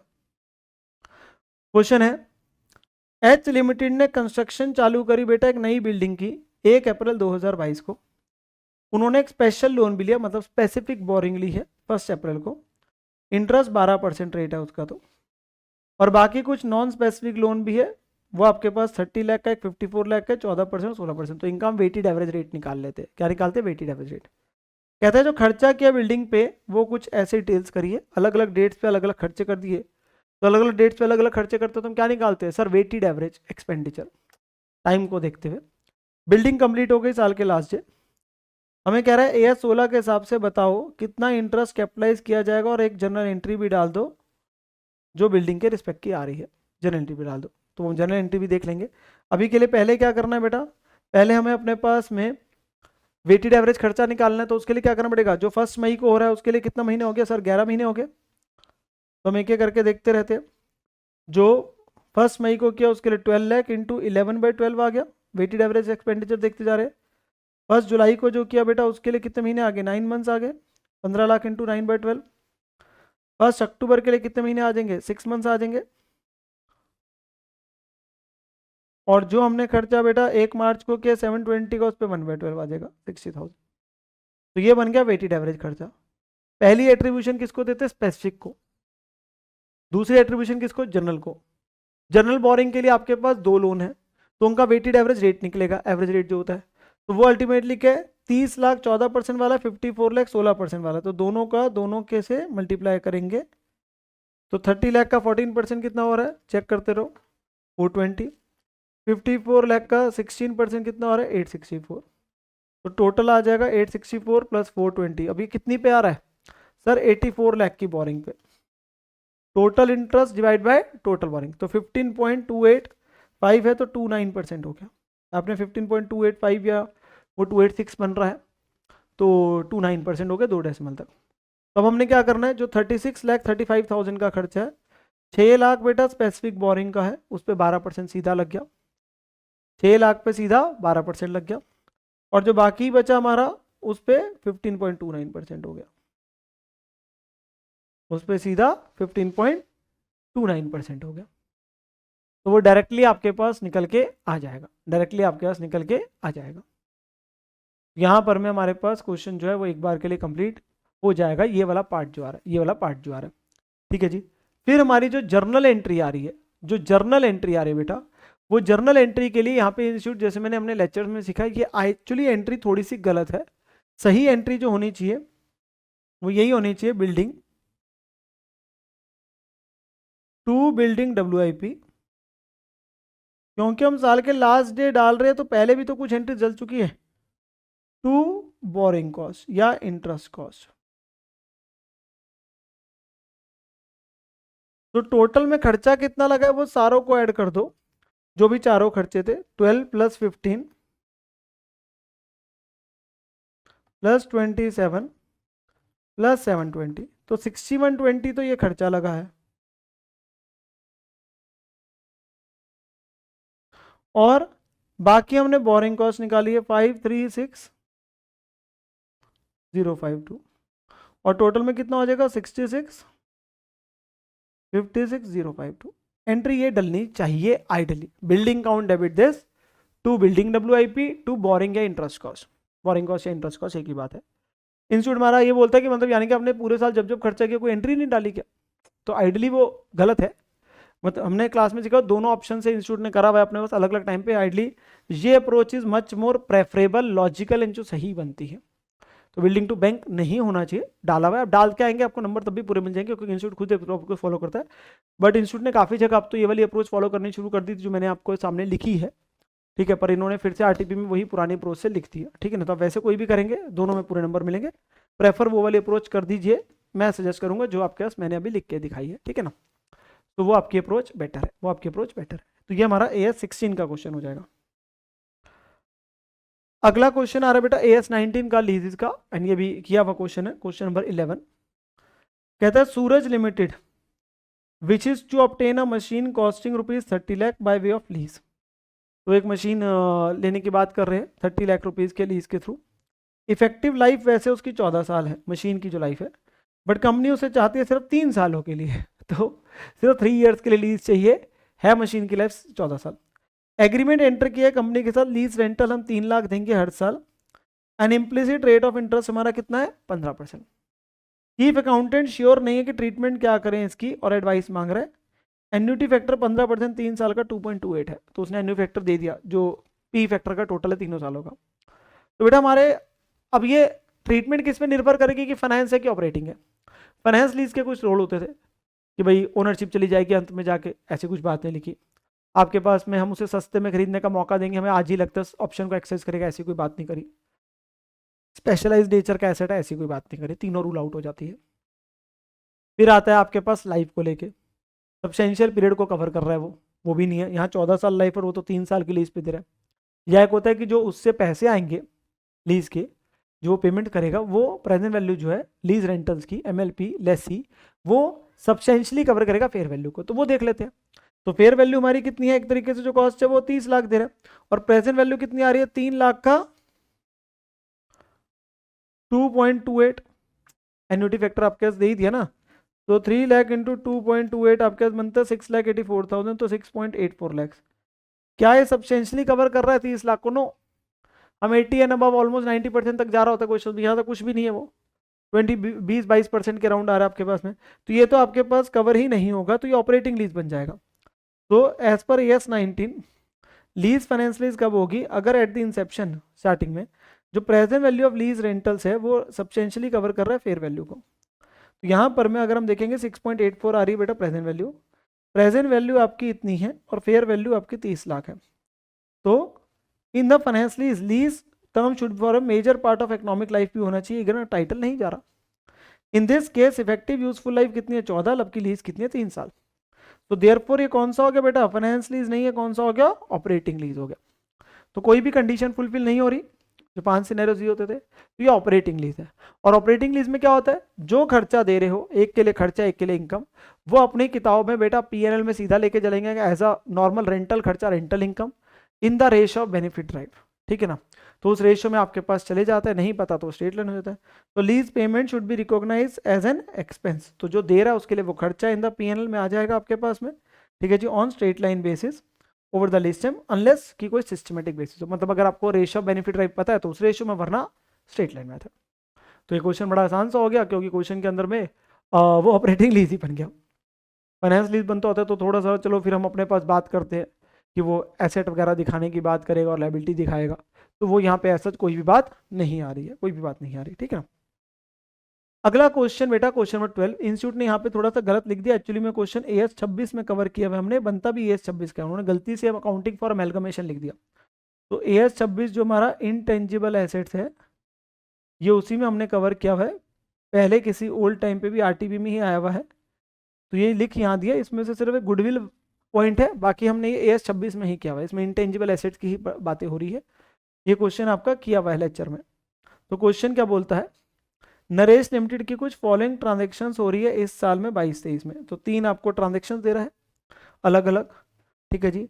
उसकी खुद की कोई अकाउंटिंग पॉलिसी क्या है कि अमोर्टाइज करेगा सारे इंटेंजिबल को स्ट्रेट लाइन बेसिस पे ओवर द मैक्सिमम पीरियड जो भी परमिटेड है AS के द्वारा, taking full year amortisation in the year of acquisition. तो हम जो मैक्सिमम अलाउ करता है हमारे को उसके हिसाब से हम अमोर्टाइज करेंगे, जो भी आपके पास आएंगे यहाँ पे जिसका दे रहा होगा, ठीक है। और हम पूरे साल के लिए आएंगे, जिस साल के लिए, मतलब हम महीनों में नहीं जाएंगे। 8 साल है तो 1/8 कर देंगे, चाहे साल में जिस मर्जी समय वो चीज़ कह रहे हैं। गुडविल अगर कोई एक्वाजिशन पे आ रही है तो उसे अमोर्टाइज 5 सालों में कर रहे हैं AS 14 के हिसाब से। तो वो तो AS 14 यही बात बोलता है कि जो परचेज गुडविल है उसे कितने सालों में मारना है, 5 साल। तो वो उसने लिख के दे दिया, तो वो क्योंकि परचेज गुडविल की चर्चा AS 14 करता है, ठीक है ना। हमसे मांग रहा है शेड्यूल बना दो showing intangible asset section Naresh limited का 31 मार्च 23 में। तो हमें अपने पास क्वेश्चन में क्या कर दीजिए, इनटेंजिबल एसेट का शेड्यूल बना के दे दीजिए। इनटेंजिबल एसेट का क्या बना दीजिए बेटा, शेड्यूल जो आपका बनना है उसको बना के दिखा दीजिए AS 26 का, जो बैलेंस शीट में कैसे दिखेगा। तो अलग अलग पॉइंट्स आ रहे हैं। पहला, नरेश लिमिटेड ने एक्वायर करा बेटा रनिंग बिजनेस सुनील लिमिटेड का फॉर ₹10,80,000 और ₹10,80,000 और 15 मई 2022 को। वैसे उसकी जो फेयर वैल्यू नेट एसेट की थी वो थी 5,16,000, 5,16,000। कहता है नरेश लिमिटेड का व्यू है कि क्योंकि पॉपुलैरिटी ऑफ सुनील लिमिटेड के प्रोडक्ट के हिसाब से गुडविल एग्जिस्ट करती है। वो जो एक्स्ट्रा दे रहा है वो किस चीज की तरह गुडविल के, तो मैं जी कंसीडरेशन दे रहा हूँ 1080, नेट एसेट्स है 5,16,000 के, तो जो मैंने एक्स्ट्रा दिया वो किस चीज का दिया, गुडविल का। और गुडविल कितनी आ रही है 564, गुडविल कितनी बनी 564। और उसे कितना अमोर्टाइज करना है इस साल, सर 1/5 करना है। कितना करना है, 1/5 करना है। यहाँ पर में हमारा जो शेड्यूल बनेगा उसमें गुडविल के लिए वर्किंग नोट क्या हो रहा है, goodwill on acquisition of business, पे किया 1080, फेयर वैल्यू थी इतनी, तो ये हमारा 564 गुडविल आ गई। और इस साल अमोर्टाइजेशन कितनी होगी, 5 सालों में करना है, तो 1/5 हमने कर दी 112,800, तो बची वैल्यू आ गई 451,200, जो कि हमारे इनटेंजिबल एसेट की नोट में जा रही होगी। गुडविल की वैल्यू 451,200। ये डेट से कोई फर्क नहीं पड़ रहा, उसने बोला पूरे साल का करेंगे, ठीक है ना। मंथ्स और डेट्स के हिसाब से जाएंगे, हम पूरा 1/5 इस साल कर रहे हैं, हम 5 सालों में बांटेंगे बराबर बराबर, ठीक है ना। फिर नरेश लिमिटेड ने एक फ्रेंचाइज भी ली है जुलाई 22 में ऑपरेट करने के लिए रेस्टोरेंट की संकल्प लिमिटेड से। तो हमने एक बहुत बड़ी कंपनी का रेस्टोरेंट है उसकी फ्रेंचाइज ली है हमारे रीजन में, और उसके लिए हमने कितने रुपए दिए 180, और सालाना फीस भी देंगे, एनुअल फी देंगे 10% रेवेन्यू का भी, खर्चों को माइनस करने के बाद। फ्रेंचाइज एक्सपायर हो जाएगी 6 साल के बाद, नेट रेवेन्यू है 60,000 ड्यूरिंग द फाइनेंशियल ईयर 22। बेटा यहाँ पे जो रेवेन्यू के ऊपर परसेंटेज दे रहा है वो तो रेवेन्यू खर्चा ही हो गया, वो तो सीधा ही चला जाएगा, वो तो percentage of the your revenue है ना, तो सीधा ही आ जाएगा। हमारा इंटेंजिबल एसेट क्या है, जो हमने वन टाइम फी थी 180, और उसकी लाइफ कितनी है, जितना एग्रीमेंट का टर्म है वो कितना है 6 साल। तो हमारी कॉस्ट है 180 और लाइफ है उसकी 6 साल, तो हमें 6 सालों में बांटना है। तो 180 हमारी लाइफ है विच इज़ फ्रेंचाइज, हमारा इंटेंजिबल आ गया 180, और 1/6 हम उसको अमोर्टाइज कर रहे हैं इस साल में विच इज़ 30,000। ये अमोर्टाइजेशन का अमाउंट जो है गुडविल का जैसे आ रहा था 112,800 और यहाँ पे आ रहा है 30,000, ये कहाँ जा रहा होगा सर, PNL में आया होगा, वो डेप्रिसिएशन अमोर्टाइजेशन में डालते हैं ना, वहाँ पे क्या होगा, और बैलेंस शीट में वैल्यू कम होगी। 180 माइनस 130 कितना रह गया, 150 रह गया जी, जो बैलेंस शीट में आ रहा है। तो बैलेंस शीट में यहाँ पे फ्रेंचाइज का दिख गया 150, कितना दिख गया 150। और फिर हमारे पास लास्ट है 20 अगस्त को उसने खर्चा इंकर करा बेटा 240 का पेटेंट को रजिस्टर कराने का, और पेटेंट की लाइफ कितनी है 8 साल। तो 240 का पेटेंट है, लाइफ 8 साल है, तो हम 1/8 कर देंगे, डेट का हमें कोई फर्क नहीं है इस साल का। तो 240 का पेटेंट 8 सालों में बांटना है, तो 1/8 इस साल अमोर्टाइज किया 30, बची वैल्यू कितनी आ गई 210। तो 210 हमारे पास यहाँ दिख जाएगा, टोटल हमारे पास सबका हो गया 811,200, और ये वैल्यू बैलेंस शीट में दिख जाएगी इनटेंजिबल की 811,200। वैसे नॉन करंट एसेट्स के अंदर भी अगर मैं और बारीकी में जाऊँ तो हेडिंग आते हैं PPE and intangible. Non current तो मेन हेडिंग है एसेट्स में, उसके अंदर में पहली हेडिंग आती है सब heading PPE and intangible assets, और उसमें आता है इंटेंजिबल एसेट सब हेडिंग एक तरीके से, ठीक है ना। तो वो तरीका होता है प्रेजेंटेशन करने का जो हमारे पास यहाँ पे आ रहा है। तो विद दिस ये आसान सा क्वेश्चन क्या हो जाएगा, हमारा कवर हो जाएगा। डिटो क्वेश्चन था नोट्स में, डिटो क्वेश्चन था। अगले वाला भी इजी सा क्वेश्चन आ रहा है, ये भी आपका किया हुआ क्वेश्चन आ रहा है बिल्कुल। AS15 का एम्प्लॉय बेनिफिट का की एक्चुरियल वैल्यूएशन को लेके एक छोटा सा पॉइंट है, ठीक है ना। क्वेश्चन कहता है हेलो लिमिटेड बिलोंग करते एक मैन्युफैक्चरिंग इंडस्ट्री को जी। एक कंपनी, एक मैन्युफैक्चरिंग का काम है उनका। कंपनी को एक्चुरियल वैल्यूएशन मिली है फर्स्ट टाइम के लिए पेंशन स्कीम की, जिसमें सरप्लस आया बेटा 12 लाख का। तो एक्चुरियल वैल्यूएशन में सरप्लस आ रहा है, वो स्प्रेड करना चाहते हैं इसको अगले 2 सालों में by reducing the contribution to 4 lakh instead of 10 lakh. उन्होंने बोला ऐसा है, हम 10-10 लाख का जो खर्चा रिकॉर्ड करेंगे, अभी 12 का हमें प्लस आ रहा है, सरप्लस आ रहा है, क्योंकि उन्होंने पहले ही ज़्यादा करा हुआ रिकॉर्ड एक तरीके से। तो हम एक काम करते हैं, हम अगले सालों में 6-6 लाख कम कर देते हैं, मतलब 6-6 लाख का बेनिफिट बांट लेते हैं अगले 2 सालों में। तो 12 लाख को हम 2 सालों में डिवाइड कर लेते हैं। एवरेज वैसे रिमेनिंग लाइफ एम्प्लॉइज की जो है 6 साल है। एडवाइस करो कंपनी को on the terms from the view point of finalisation of account taking note of mandatory ES. तो मैंडेटरी ईएस यहाँ कौन सा है बेटा, जब आपको एक्चुरियल वैल्यूएशन की बात करी, एम्प्लॉय बेनिफिट की बात करी, तो AS 15 लग गया। और AS 15 कहता है जो भी एक्चुरियल वैल्यूएशन का इंक्रीज डिक्रीज आता है वो उसी साल खर्चा या इनकम रिकॉर्ड हो जाता है। भाई एक्चुअली इज एन एक्सपर्ट, तो उसने जो भी आपको बताया उसने अपनी कैलकुलेशंस के हिसाब से, उसकी वजह से उसने लायबिलिटी इंक्रीज या डिक्रीज जो भी करने हो गए, उसका जो फायदा नुकसान है वो उसी साल इमीडिएटली पीएल में चले जाता है, उसी साल इमीडिएटली पीएल में चले जाता है, क्योंकि वो आपकी कैलकुलेशंस का और उसकी का डेविएशन है, तो वो उसी साल पीएल में इमीडिएटली चले जाता है, जो हमारे पास AS 15 कहता है। तो according to AS 15 employ benefits, जो भी एक्चुरियल गेन और लॉस है वो रिकॉग्नाइज होता है immediately in the statement of PNL as income और एक्सपेंस, ठीक है जी। तो सरप्लस जो 12 लाख का आ रहा है वो क्रेडिट होगा पीएल में, क्योंकि सरप्लस लिखा है तो क्रेडिट होगा। डेफिसिट बोलता, नुकसान बोलता तो वो खर्चा आ जाता, तो वो चीज़ आ गई। बस इतना सा ही आंसर है, तो कोई लंबा चौड़ा नहीं, कुछ लंबा चौड़ा नहीं, बस 12 लाख इसमें जाएगा। आप फिर आप लिख सकते हो जो वो करने का सोच रहा है वो गलत सोच रहा है, जो वो करने का सोच रहा है वो गलत सोच रहा है, ठीक है ना। हमारा तो सीधा पीएल में जाएगा। अगला क्वेश्चन आ रहा है बेटा AS number 4, contingencies and events occurring after balance sheet date.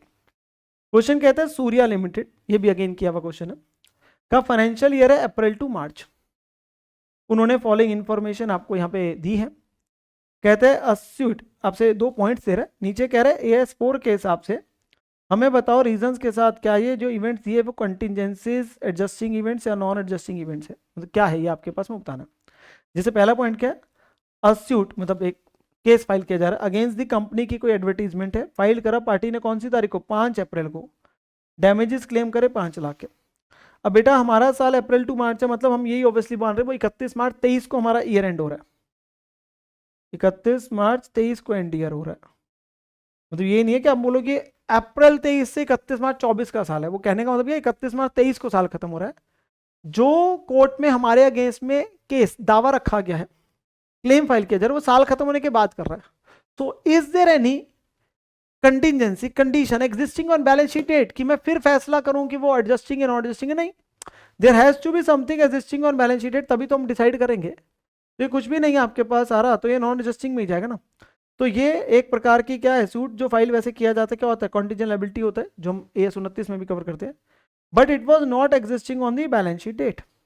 एस वो फाइल कब किया, 5 अप्रैल को बैलेंस शीट डेट के बाद। तो हमारे पास AS 4 जो डील करता है वो करता है कंडीशन और सिचुएशन जो बैलेंस शीट डेट पे एग्जिस्ट कर रही है, जिसका फाइनेंशियल इफेक्ट डिटरमिन होता है फ्यूचर इवेंट्स में। भाई बाद में कुछ ऐसा हो रहा है जिससे जो 31 मार्च को चीज़ एग्जिस्ट कर रही है उसकी वैल्यू में फेरबदल हो रहा है, ठीक है ना, जो हो भी सकती है नहीं भी, ठीक है जी। This event does not pertain to condition on the balance sheet date, तो it will have no effect on the financial statement, और वो क्या होगा, नॉन एडजस्टिंग इवेंट आपके पास हो गया, because there is no condition no contingency existing on balance sheet date, ठीक है ना।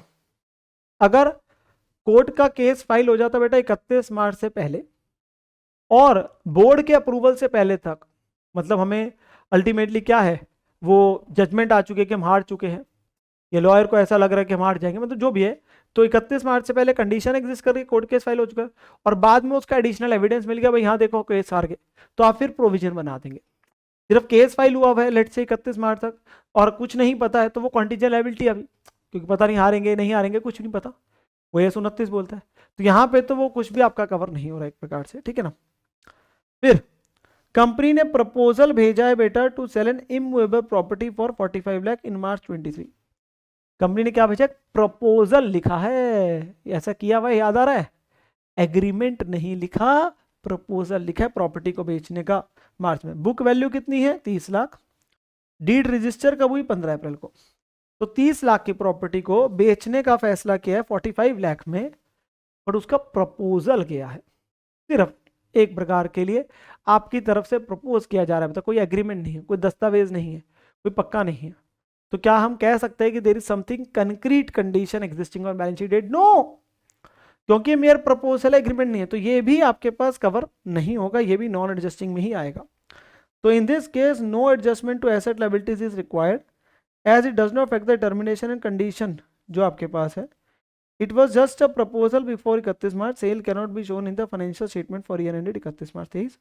तो नॉन एडजस्टिंग हो गया, क्योंकि there is no condition existing on balance sheet date. आप लिख सकते हैं कि अगर एग्रीमेंट होता फिर मैं एडजस्टिंग बोल के आपके पास में कहता कि अब सेल रिकॉर्ड कर लीजिए, आप सेल रिकॉर्ड करके एसेट लायबिलिटीज एडजस्ट कर सकते हैं और 15 लाख का प्रॉफिट भी दिखा सकते हैं, बट यहाँ तो आपके पास है ही नहीं क्योंकि वो प्रपोजल है, ठीक है ना। So we can not say condition existing on balance sheet date. अगला A7 कंस्ट्रक्शन कॉन्ट्रैक्ट का बेटा क्वेश्चन आ रहा है, जो अगेन हमने अपने पास किया हुआ है, बिल्कुल वैसा ही क्वेश्चन है। फॉलोइंग डाटा आपको दे रहा है मैसर्स राज कंस्ट्रक्शन कंपनी का, जिसमें कुछ एलिमेंट देते जा रहे हैं और नीचे जाके आप देखेंगे तो मांग रहा है वो परसेंटेज ऑफ कंप्लीशन जी, कॉन्ट्रैक्ट का रेवेन्यू और कितना कॉस्ट रिकॉग्नाइज करना है। तो ये परसेंटेज ऑफ कंप्लीशन करे कैसे निकलती है जी, कॉस्ट इनका till date divide by total estimate cost in 200 until unless वो डायरेक्ट दे दे, ठीक है ना। तो हम परसेंटेज ऑफ कंप्लीशन निकालने के लिए कॉस्ट वाली बातें करेंगे, जिसमें प्राइस तो ये तो रेवेन्यू हो गया टोटल 85 लाख, इसका तो कॉस्ट से कोई लेना देना, इसका तो लास्ट में परसेंटेज अप्लाई हो जाएगी। मटेरियल कितने के इशू करे 21 लाख के, 21 लाख के, आउट ऑफ विच मतलब उसमें से मटेरियल कॉस्टिंग 4 लाख के अभी भी अनयूज पड़े, तो ये तो इस्तेमाल ही नहीं हुए जी। 21 लाख में से 4 लाख के इस्तेमाल ही नहीं हुए, बच गए, तो कितने के कंज्यूम हुए सर 17 लाख के, तो कॉस्ट में कितने आएंगे 70 लाख, तो material cost incurred is 17 lakh.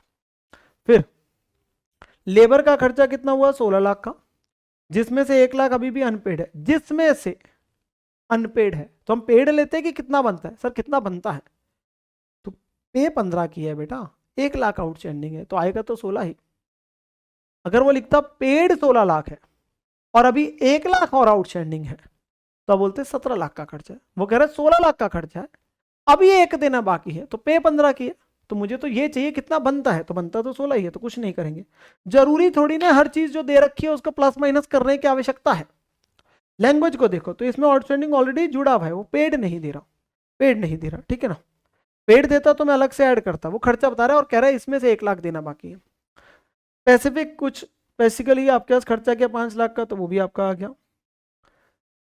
सब कॉन्ट्रैक्ट कॉस्ट जो खर्चा आपके छोटे ठेकेदार को बोला आपने आगे दे दिया, तो उसका जो खर्चा है कितना 7 लाख, और उसको कुछ एडवांस दिया, तो हमें एडवांस का कोई लेना देना नहीं है, वो तो उसके साथ फाइनल सेटलमेंट है कितना देंगे, लास्ट में कुछ पेमेंट चलती जा रही है। खर्चा बिल कितना का बन चुका है, उसका खर्चा कितना कर चुका है 7 लाख, तो 7 लाख ही आएगा, ठीक है जी। फर्दर कॉस्ट कितना लगेगा, अभी तो फर्दर आ गया बाद की, तो अभी तक कितना हो गया जी, चारों को ऐड कर दो, कितना हो गया 45 लाख, 35 अभी और लगेगा, तो टोटल कितना लगेगा 80। तो हमारा परसेंटेज ऑफ कंप्लीशन क्या हो जाएगा 45 lakh divide by 80 lakh into 100 that is 56.25%। Cost इनका till date 45 divide by total कितना लगेगा 80, 45 प्लस 35, तो इतना कितना परसेंट काम हो गया 56.25% काम हो गया, ठीक है जी। और हमारा रेवेन्यू कितना था जी 85 लाख, तो 85 लाख का हम इतने परसेंट रिकॉग्नाइज कर सकते हैं, विच इज इतना रेवेन्यू रिकॉर्ड कर सकते हैं। और खर्चा हमारा कितना है 45 लाख का। यहाँ बेटा पैरा 35 ना सोचना, क्योंकि वो तब होता है अगर कॉन्ट्रैक्ट कॉस्ट ज़्यादा होती है, मैं वैसे बता रहा हूँ। यहाँ कॉन्ट्रैक्ट कॉस्ट 80 और कॉन्ट्रैक्ट रेवेन्यू 85 है, तो इसलिए अगर आपसे पूछा जाए कि यहाँ पे प्रॉफिट लॉस, तो प्रॉफिट इन दोनों का डिफरेंस ही हो रहा है, तो यहाँ प्रॉफिट ही बन रहा है revenue minus cost which is 281 250। वही जितना परसेंट काम हुआ है हम उतना परसेंट रेवेन्यू और प्रॉफिट रिकॉर्ड कर रहे हैं, उतना परसेंट रेवेन्यू उतना कॉस्ट, तो उतना प्रॉफिट आ गया। लॉस के केस में हम बोलते थे भाई सारा लॉस रिकॉर्ड कर सकते हो, कुछ ऑटोमेटिकली हो रहा है, कुछ क्या प्रोविजन बना दोगे, ठीक है ना, तो लॉस सारा रिकॉर्ड हो जाएगा, ठीक है जी। फिर अगला आ रहा है बेटा AS9 का, अगेन इजी सा क्वेश्चन है, किया हुआ क्वेश्चन है बिल्कुल ये भी। फॉलोइंग इंफॉर्मेशन दे रहा है BS प्रोडक्ट्स की, 4 पॉइंटर्स है, 4 पॉइंटर्स दे दिया आपको। हमें कह रहा है एडवाइस करो, you are required to advice the accountant of BS product limited with valid reasons कितना अमाउंट रिकॉग्नाइज किया जाएगा as revenue in the above cases in the context of AS9। AS9 के हिसाब से बताओ कितना रेवेन्यू रिकॉर्ड किया जाएगा and determine the total revenue कितना रिकॉर्ड होगा। तो आपको पॉइंट बाय पॉइंट भी बताना है हर में कितना होगा, और फिर आपको टोटल भी करके बताना है, एक इंडिविजुअली पॉइंट बाय पॉइंट और एक फिर टोटल, ठीक है ना। तो क्वेश्चन ने सबसे पहले point, goods of ₹2 lakh Den limited को बेचे 20 मार्च को, बट बायर की रिक्वेस्ट पे इनको डिलीवरी कब की, 10 अप्रैल को। Oh, goods delivery delayed by request, बेच तो दिए पहले, वो कह रहे नहीं नहीं नहीं जी हमारे यहाँ काम चल रहा है, मैं छुट्टी पे जा रहा हूँ, ये है वो है, आप थोड़ी देर बाद डिलीवरी कर देना। तो भाई उस केस के अंदर में क्या होगा, उस केस के अंदर में हम तो सेल आज ही रिकॉर्ड कर लेंगे। If goods are identified and ready for dispatch तो सेल विल बी रिकॉर्डेड, आज ही कर लेंगे। हमारे पास तो ये डिलीवरी सिर्फ डिले हो रही है बायर के रिक्वेस्ट पे। तो आपके पास यहाँ पे हमने पहले तो जनरल पॉइंटर्स लिखे सेल ऑफ गुड्स के, वो जो पैरा नंबर हमने 11 भी सीखा था वही बात हो रहा है कि सेलर ने ट्रांसफर कर दिया बायर को प्रॉपर्टी इन द गुड्स या सिग्निफिकेंट रिस्क एंड रिवर्स, और उसका कोई इफेक्टिव कंट्रोल नहीं है, ठीक है जी। और आपके पास no uncertainty regarding consideration and collection exist, तो वो जनरल पॉइंट्स जो है वो हमने लिख दिए। अब हमने पहले केस में बताया, पहले केस में क्या है, सेल कंप्लीट हो गई but delivery has been postponed at the buyer's request, तो रेवेन्यू पूरा रिकॉग्नाइज होगा आपके पास 2 लाख रुपए का इसी साल में, रेवेन्यू 2 लाख रुपए का इसी साल में पूरा रिकॉर्ड होगा, ठीक है ना। फिर 15 जनवरी को 3 लाख के गुड्स भेजे थे कंसाइनमेंट बेसिस में, उसमें से 20% गुड्स अनसोल्ड रह गए कंसाइनी के पास ईयर एंड पे। तो बेटा कंसाइनमेंट में क्या होता था सर, कंसाइनमेंट में हमने कहा था हम अगर किसी अपने एजेंट को दे रहे, जितने वो बेच देगा थर्ड पार्टी को उतनी हमारी सेल है, जितने नहीं बेच पाए वो तो मेरा ही स्टॉक उसके पास पड़ा है ना, क्योंकि वो भी तो मेरा ही आदमी है। तो उस केस के अंदर सेल कितनी रिकॉर्ड होती है, when the goods are sold by consignee to third party. तो अगर 20% अनसोल्ड रह गया तो कितना बिक गया, 80%। तो हम रेवेन्यू कितना रिकॉर्ड कर सकते हैं, 80%। तो we can record the revenue 3 lakh का 80%, तो sale should be recognise as 240। In case of consignment sale revenue should not be recognise until goods are sold to third party, और जो बाकी 20% है वो हमारा स्टॉक है। तो पहले केस में पूरा 2 लाख है, अगले केस में 240 है, ठीक है ना। Then ₹4 lakh worth of goods को बेचा अप्रूवल बेसिस में ऑन 1 दिसंबर, पीरियड ऑफ अप्रूवल 3 महीने, जिसके बाद उसे सेल मान लिया जाएगा, तो अप्रूवल बेसिस जा रहा है, ठीक है जी। बायर ने अप्रूवल भेजा 75% का ही 31 जनवरी तक, एंड कोई अप्रूवल या डिस अप्रूवल नहीं आया 31 मार्च तक। तो बेटा सेल ऑन अप्रूवल बेसिस जब देते हैं हम किसी को तो कब सेल मानी जाती है सर, 3 सिनेरियोज होते थे, या उसने बीच में एक्सेप्ट कर दिए, सेकंड एक्सप्रेस आपके पास होता है, इंप्लाइड उसने कुछ ऐसा काम किया विच शोज द एक्सेप्टेंस, और तीसरा लैप्स ऑफ टाइम, जो समय दिया था प्रूफ रिजेक्ट करने का वो निकल गया और उसने कुछ नहीं बताया तो ऑटोमेटिकली। तो यहाँ पे बेटा अगर आप देखोगे 1 दिसंबर को जब दिए है और वो 3 महीने का समय है, तो बेटा डेट बनती है 1 मार्च, और हम बात कर रहे हैं 31 मार्च को। तो बेटा 1 मार्च को तो ऑटोमेटिकली अगर उसने कुछ मना भी नहीं किए, कुछ भी नहीं बोला, तो वो ऑटोमेटिक सेल है 1 मार्च को।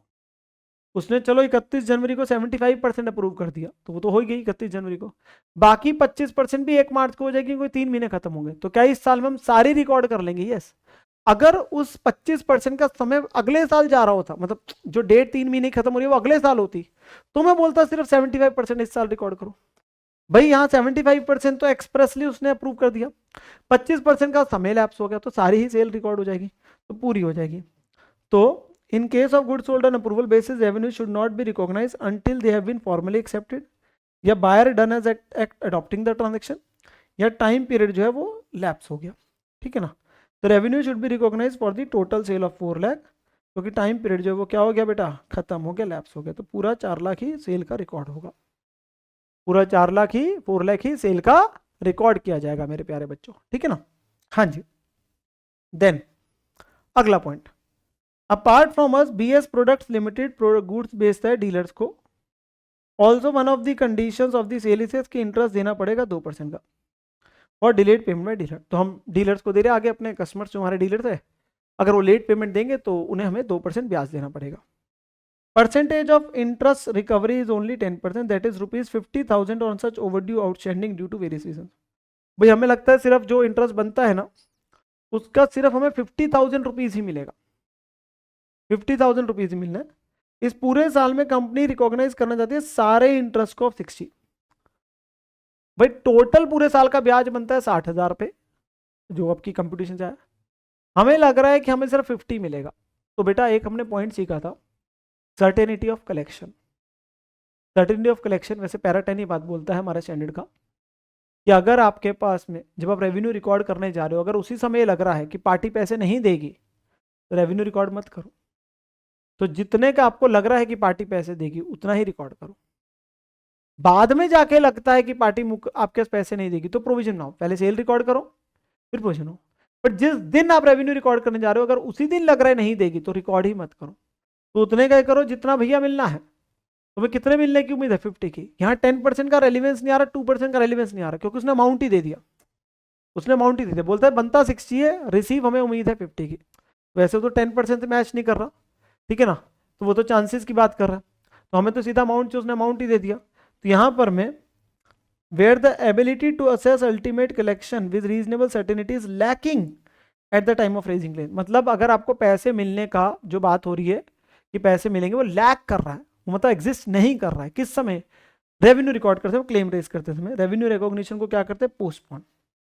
रेवेन्यू रिकॉग्नाइज ओनली तभी होता है when it is reasonably certain कि अल्टीमेट कलेक्शन होगा। रेवेन्यू तभी रिकॉर्ड होगा अगर आपको लगता है कि पैसे मिल जाएंगे। In this case interest should be recognise only अगर ultimate collection is certain. And company को लगता है कि इंटरेस्ट मिल जाएगा, और वो कितने का मिलेगा? सिर्फ 50 का।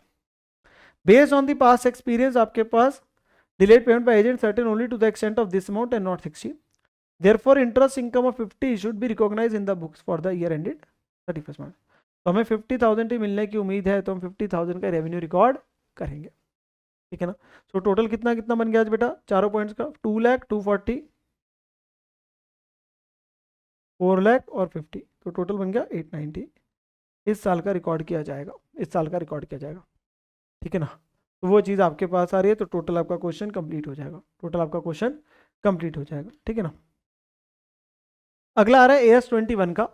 इसमें मैं एक थोड़ा सा आपको बता देता हूँ। इंस्टीट्यूट ने जब पहले आरटीपी निकाला था तो उसमें एक क्वेश्चन जो डाला गया था उसमें फ्लॉ था कंसोलिडेशन का ही। ठीक है जी, हमने डिस्कशन भी की थी क्लास में भी, वो एक क्वेश्चन था PNL वाला। तो इंस्टीट्यूट ने बाद में उसे अपडेट कर दिया बेटा, और उन्होंने उस क्वेश्चन को हटा दिया क्योंकि वो डिबेटेबल क्वेश्चन था, ठीक है ना। तो इंस्टीट्यूट ने अभी इस क्वेश्चन को डाला यहाँ पे रिवाइज आरटीपी में, ताकि बच्चों को अल्टीमेटली किसी प्रकार से कोई कन्फ्यूजन ना हो। तो आपके पास ये बड़ा स्ट्रेट फॉरवर्ड सा आसान सा क्वेश्चन है जो हम करने वाले हैं।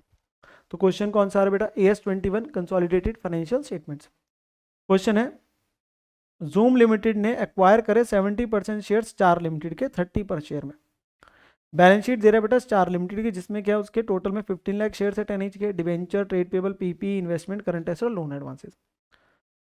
तो स्टार लिमिटेड एक तरीके से सब्सिडरी हो गई, क्योंकि जूम लिमिटेड के पास 70% शेयर है, 50 से ज़्यादा है, तो वो उसकी होल्डिंग हो गई, ठीक है ना। सेम डे पे स्टार लिमिटेड ने डिविडेंड दिया 20% का, और as agree between both the companies PP को एक तो कम करना है 10% से। इन्वेस्टमेंट जो है वो मार्केट वैल्यू पे आपके पास 90 लाख पे दिखाने की बात हो रही है। गुडविल कैपिटल सब निकालिए कितना आएगा। तो गुडविल कैपिटल सब क्या होता है? Cost of investment. Goodwill capital सब क्या होता है? Cost of investment minus share of holding company in the net assets. अब यहाँ पे नेट एसेट्स डायरेक्टली ही आ रहे हैं, बात समझना, क्योंकि नेट एसेट निकालने का आसान तरीका सबसे क्या होता है? Assets minus outsider liabilities.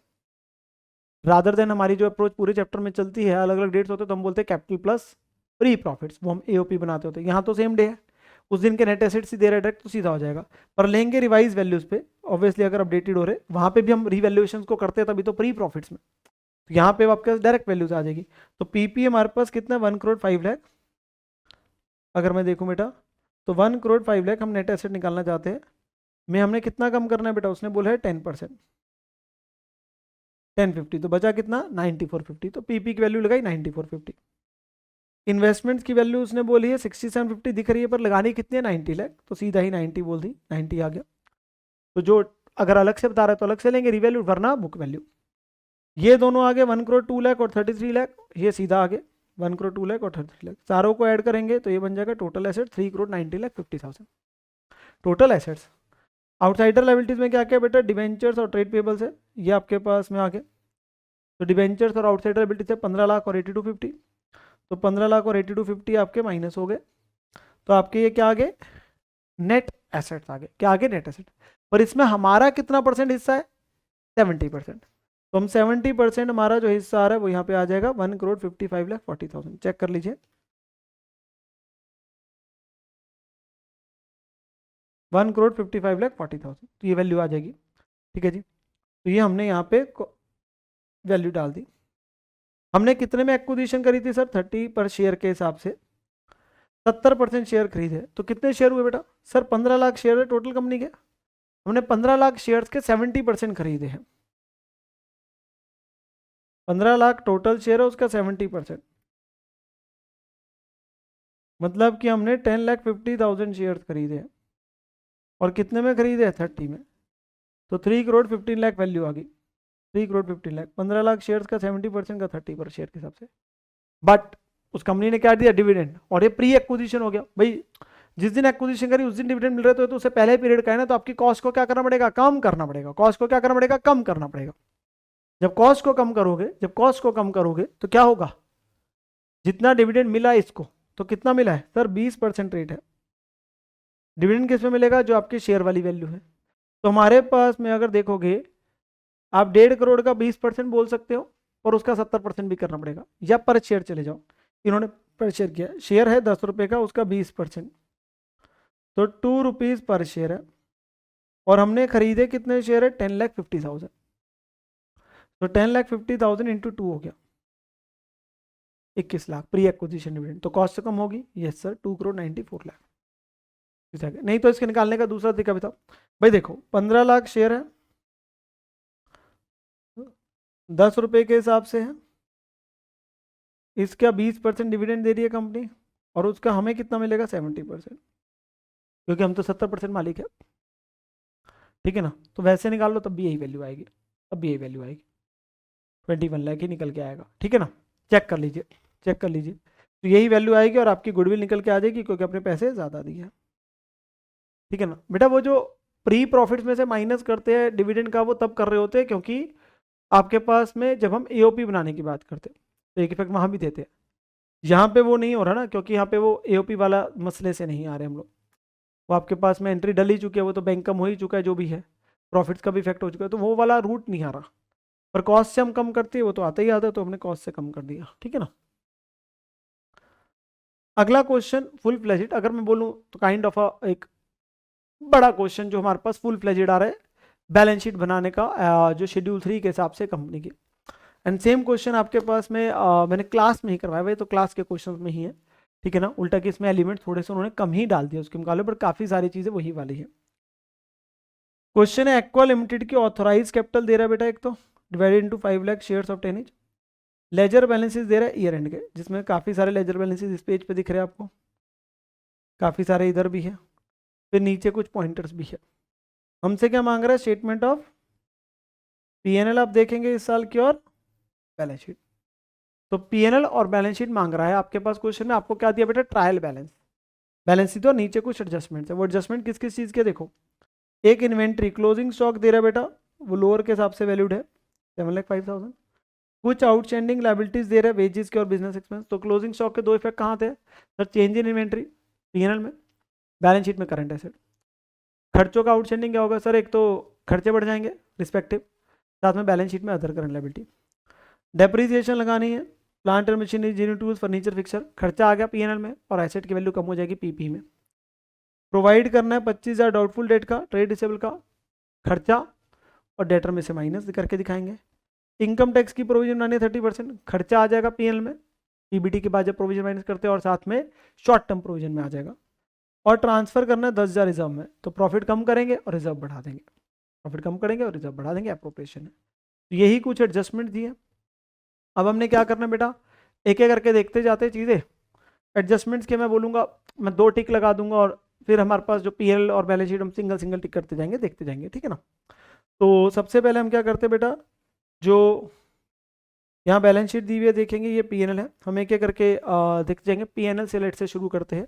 तो पीएनएल में सबसे पहले क्या बेटा? जैसे सेल्स की वैल्यू आ रही है, तो सेल्स रही है 36,70,000। अगर हम स्टार्टिंग से देखें चीज़ें क्या क्या है, ये तो ओपनिंग स्टॉक है सबसे पहले, फिर डिस्काउंट रिबेट खर्चा, कैरेज इनवर्ट खर्चा, परचेज डायरेक्ट आएगा, उधर क्या है? बैंक का balance, cash, call in arrear तो कैपिटल में से माइनस हो जाएगा, फिर खर्चे दिए, rate, taxes, insurance, furniture, fixture, asset है आपको, अभी एक एक करके डालेंगे। बिजनेस एक्सपेंस खर्चा है, वेजेस खर्चा है, फ्री और land, plant machinery, engineering tools, assets आ गए, ट्रेड रिसेबल आपके करंट एसेट आ गया, एडवर्टीजमेंट, कमीशन, ब्रोकरेज खर्चे आ गए, शेयर कैपिटल है, शेयर कैपिटल में दिख जाएगी, ट्रेड पेबल करंट लायबिलिटीज में आ जाएगा, सेल्स अभी डाल रहे हैं, revenue from operations, rent, credit, credit मतलब income, transfer fees received income, again अभी डालेंगे इन्हें, पीएनएल क्रेडिट बैलेंस मतलब ये ओपनिंग पीएनएल है, रिपेयर्स और बैड डेट खर्चा हो गया। तो ये रिस्पेक्टिव जगहों में चीजें डालनी है, अभी रिस्पेक्टिव जगहों में एक एक करके डालेंगे। तो रेवेन्यू फ्रॉम ऑपरेशंस कितना हो गया 36,70,000, वो सीधा आ गया, उसमें कोई चेंज नहीं है। फिर हमारे पास अदर इनकम में बेटा दो चीज़ आएगी, 30,000 और 6,500, ये दोनों आ गई, रेंट और ट्रांसफर फीस। तो ये बन गया 36,500। ये अगर मैं नोट नंबर 8 आपको दिखा भी देता हूँ तो ये देखो आपके पास में ट्रांसफर फीस और रेंटल इनकम ही है, ठीक है ना। तो ये हमारे पास आ जाएगा, यस सर, टोटल हो गया 36,53,500। फिर कॉस्ट ऑफ मटेरियल कंज्यूम्ड है नहीं, परचेजेज है, परचेजेज डाल देते, परचेज कितने 12,32,500, तो वो आ गया। फिर आएगा change in inventory, opening minus closing, opening कितना 665, क्लोजिंग कितना है 705, तो 665 में से 705 माइनस होगा, 665 माइनस 705, उन्होंने यहीं दिखा दे -40। क्या मैं 705 का सेकंड इफेक्ट भी दे दूं? बैलेंस शीट में करंट एसेट टिक कर रहा हूँ, आप तो बैलेंस शीट बनाते समय करते हो, तो yes inventories closing stock current assets में आ रही होगी 705, वो बैलेंस शीट में आ गया, तो सेकंड इफेक्ट भी हो गया, तो हमारा सेकंड इफेक्ट भी हो गया, ठीक है ना। फिर ये आपके पास आ गया। फिर आते बेटा एम्प्लॉय बेनिफिट एक्सपेंस, जिसमें खर्चे आ रहे होंगे, जो आपकी वेजेस का खर्चा है। तो वेजेस हमारे पास कितनी है 1479, और कुछ आउटस्टैंडिंग भी है 25,000 के, तो 1479 पेड है, ये आउटस्टैंडिंग है, ऐड हो जाएंगे। तो 1479 प्लस 25,000 टोटल कितना हो गया 1504, और 25,000 पे 25,000 का सेकंड इफेक्ट क्या होगा सर, अदर करंट लाइबिलिटीज में आएंगे। तो अदर करंट लाइबिलिटीज का नोट बन रहा होगा, तो अदर करंट लाइबिलिटीज में ये रहा नोट, और ये अभी मैंने 25 ही टिक किया आउटस्टैंडिंग में, दूसरा खर्चा अभी बाद में आएगा, तो मैं 25 ही टिक कर रहा है, ठीक है ना, अदर करंट लाइबिलिटीज में आ गया। फिर आपके पास में एम्प्लॉय बेनिफिट भी हो गया, मैंने मेन में टिक कर दिया एम्प्लॉय बेनिफिट, यस सर 1504 आ गया। फाइनेंस कॉस्ट में क्या आता है सर, फाइनेंस कॉस्ट में अगर कोई होगा इंटरेस्ट ऑन लोन वगैरह कुछ दिया नहीं, डेप्शन अमोर्टाइजेशन, तो डेप्रिसिएशन अमोर्टाइजेशन का आपका यहाँ पे उन्होंने पीपी वाला नोट बना रखा है, देख लेते हैं अभी हम। तो पीपी वाला भी सारी मैं चीज़ें साथ ही टिक कराया था, जैसे लैंड है 730, वो एज इट इज़ आ गया जी 730 लैंड, उसमें कोई दिक्कत नहीं है, वो सेम है, उस पर तो डेप्शन की बात नहीं आएगी। फिर अगला है, जैसे आपका उसने बोला था प्लांट मशीनरी पे 5%, तो प्लांट मशीनरी 750 का है, 750 पे 5% लगाना है, तो 750 पे 5% लगाया 37,500 हो गया, बची वैल्यू इतनी आ जाएगी माइनस करके। तो मेरा एक ही बार में मैं आपका अभी चेक करा दूंगा सारा, ठीक है ना। फिर अगली चीज़ है इंजीनियरिंग टूल्स 20%, तो 1,50,000 का 20%, तो 150 का आपके पास में, सॉरी 150 ये रहा नीचे वाला, इसके ऊपर 20% मतलब 30,000 बना, और बची वैल्यू 120 आ गई माइनस करके, ठीक है ना। फिर आपके पास में क्या आ रहा है, फर्नीचर फिक्सचर 10%, तो फर्नीचर फिक्सचर कहाँ गया, ये रहा 1,50,000 का, और इस पे 10%, 150 10% 15,000, तो 135 आ गई वैल्यू। तो आप चेक कर लीजिए, आपका डेप्रिसिएशन का टोटल आएगा बेटा 82,500, और बची वैल्यू आएगी 1697,500, जो बैलेंस शीट में दिखेगी पीपी के सामने। तो 82,500 का खर्चा आ जाएगा, ये मैंने यहाँ डाल दिया, और ये पीपी का आपका आ गया 16,97,500, ठीक है ना। तो ये मेरा साथ में पीपी वाला भी हो गया, पीपी वाला भी हो गया, ठीक है जी। फिर अदर एक्सपेंसेस का जो मेरा बचा है ना बेटा, उसमें एक एक करके चलते चलो, सारे आ जाएंगे। तो जैसे हम स्टार्टिंग से देखने शुरू कर देते, जैसे डिस्काउंट एंड रिबेट 30 है, डिस्काउंट एंड रिबेट 30 आ गया, आप तो लाइन बाय लाइन देखते चलो ना क्वेश्चन के। कैरेज इनवर्ट 57,500 है, कैरेज इनवर्ट 57,500 है, राइट साइड में इधर कोई नहीं है खर्चा। फिर रेट टैक्सेस इंश्योरेंस 55 है, रेट टैक्सेस इंश्योरेंस 55 है। फिर अगला बिजनेस एक्सपेंसेस 56 है, और 56,000 में 36,500 आउटस्टैंडिंग भी है, 56,000 पेड है, 36,500 आउटस्टैंडिंग है, तो ये क्या करेंगे 56,000 प्लस 36,500, बिजनेस एक्सपेंस का टोटल हो गया 92,500, टोटल हो गया 92,500। तो ये हमारा 36,500 का सेकंड इफेक्ट क्या हो जाएगा, सर ये अदर करंट लाइबिलिटीज में जा रहा था ना 36,500, ये रहा, तो टोटल हो गया 61,500 अदर करंट लाइबिलिटीज का। तो ये मेरा बैलेंस शीट में मैं टिक करके छोड़ देता हूँ 61,500, ताकि आपका वो इफेक्ट पूरा खत्म हो गया, ठीक है ना। फिर मेरा अगला खर्चा कौन सा है जी, एडवर्टीजमेंट का है 15,000, तो एडवर्टीजमेंट के खर्चे पे चलते हैं 15,000, ये रहा 15,000 एडवर्टीजमेंट का। देन है कमीशन ब्रोकरेज 67,500, तो कमीशन ब्रोकरेज 67,500 आ गया। फिर ये इधर नहीं है, अब इधर आपके पास क्या क्या दिख रहा है, repair to building 56,500, repair to building 56,500, bad debts 25,500, bad debts 25,500। फिर एक नीचे प्रोविजन भी दे रखी है, प्रोविजन फॉर डाउटफुल डेट 25,000, ये भी बनानी है, प्रोविजन फॉर डाउटफुल डेट 25,000। तो ये टोटल हो जाएंगे, पर प्रोविजन फॉर डाउटफुल डेट का भी सेकंड इफेक्ट भी टिक कर देता हूँ, पहले ये टोटल कर देता हूँ। तो 424,500 यहाँ पे डल गया खर्चे का, जो हमारा चेक हो गया 424,500। और जो प्रोविजन फॉर डाउटफुल डेट है वो डेटर में से माइनस करके दिखेगी बेटा। तो ट्रेड रिसीवेबल वाला मैं नोट दिखा देता हूँ, ये 25,000 यहाँ माइनस करके दिख गया 25,000। सर बैड डेट नहीं करेंगे, अरे भाई वो तो ट्रायल बैलेंस में दे रहा है, वो तो ऑलरेडी माइनस हो चुका है। नीचे वाला प्रोविजन बोल रहे हैं तो उसके दो इफेक्ट आ रहे हैं ना, एक खर्चा डाला और एक डेटर में से सिर्फ प्रेजेंटेशन के तौर पर माइनस करके दिखता है, ठीक है ना। अच्छा जी, अब हमारे पास में क्या हमने पीएनएल की सारी चीज़ें डाल दी, यस सर ठीक हो सकती है। आपका टोटल ऑफ एक्सपेंस हो जाएगा, दोनों का डिफरेंस लेंगे तो क्या आ गया, प्रॉफिट बिफोर टैक्स। और इसमें टैक्स कितना बोला बेटा, टैक्स बोला 30%, तो 4.5 लाख का जो निकल के आ रहा है 30% 135 आ गया। और इसका सेकंड इफेक्ट क्या होगा सर, शॉर्ट टर्म प्रोविजंस में जाएगा, तो शॉर्ट टर्म प्रोविजंस का नोट बना हुआ, यस प्रोविजन फॉर टैक्स ये 135, तो मैंने यहाँ पे भी टिक कर दिया शॉर्ट टर्म प्रोविजन 135। और बचा हुआ प्रॉफिट कितना रहेगा जी 315, ये कहाँ चला जाएगा, बैलेंस शीट में पीएनएल में, बैलेंस शीट में पीएनएल में आ गया जी 315 करंट ईयर का प्रॉफिट। तो हमारा पीएनएल कंप्लीट हो गया और मैंने काफी सारी चीजें बैलेंस शीट वाली भी आपको टिक करा दी।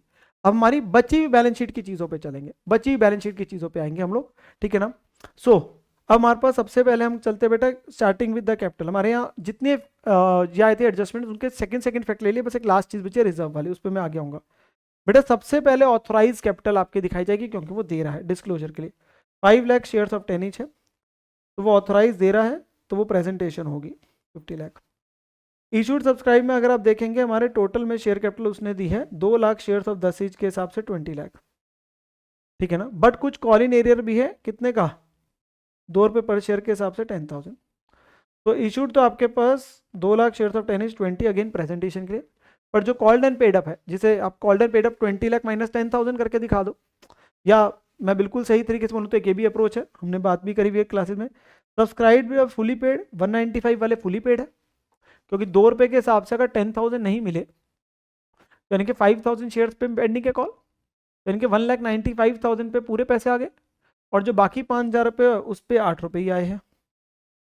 तो इन दोनों को ऐड करोगे तो 90 आए ना, या आप ऐसे भी दिखा सकते हो, इसमें भी आपको इंस्टीट्यूट पूरे ही देगा 20 लाख माइनस 10,000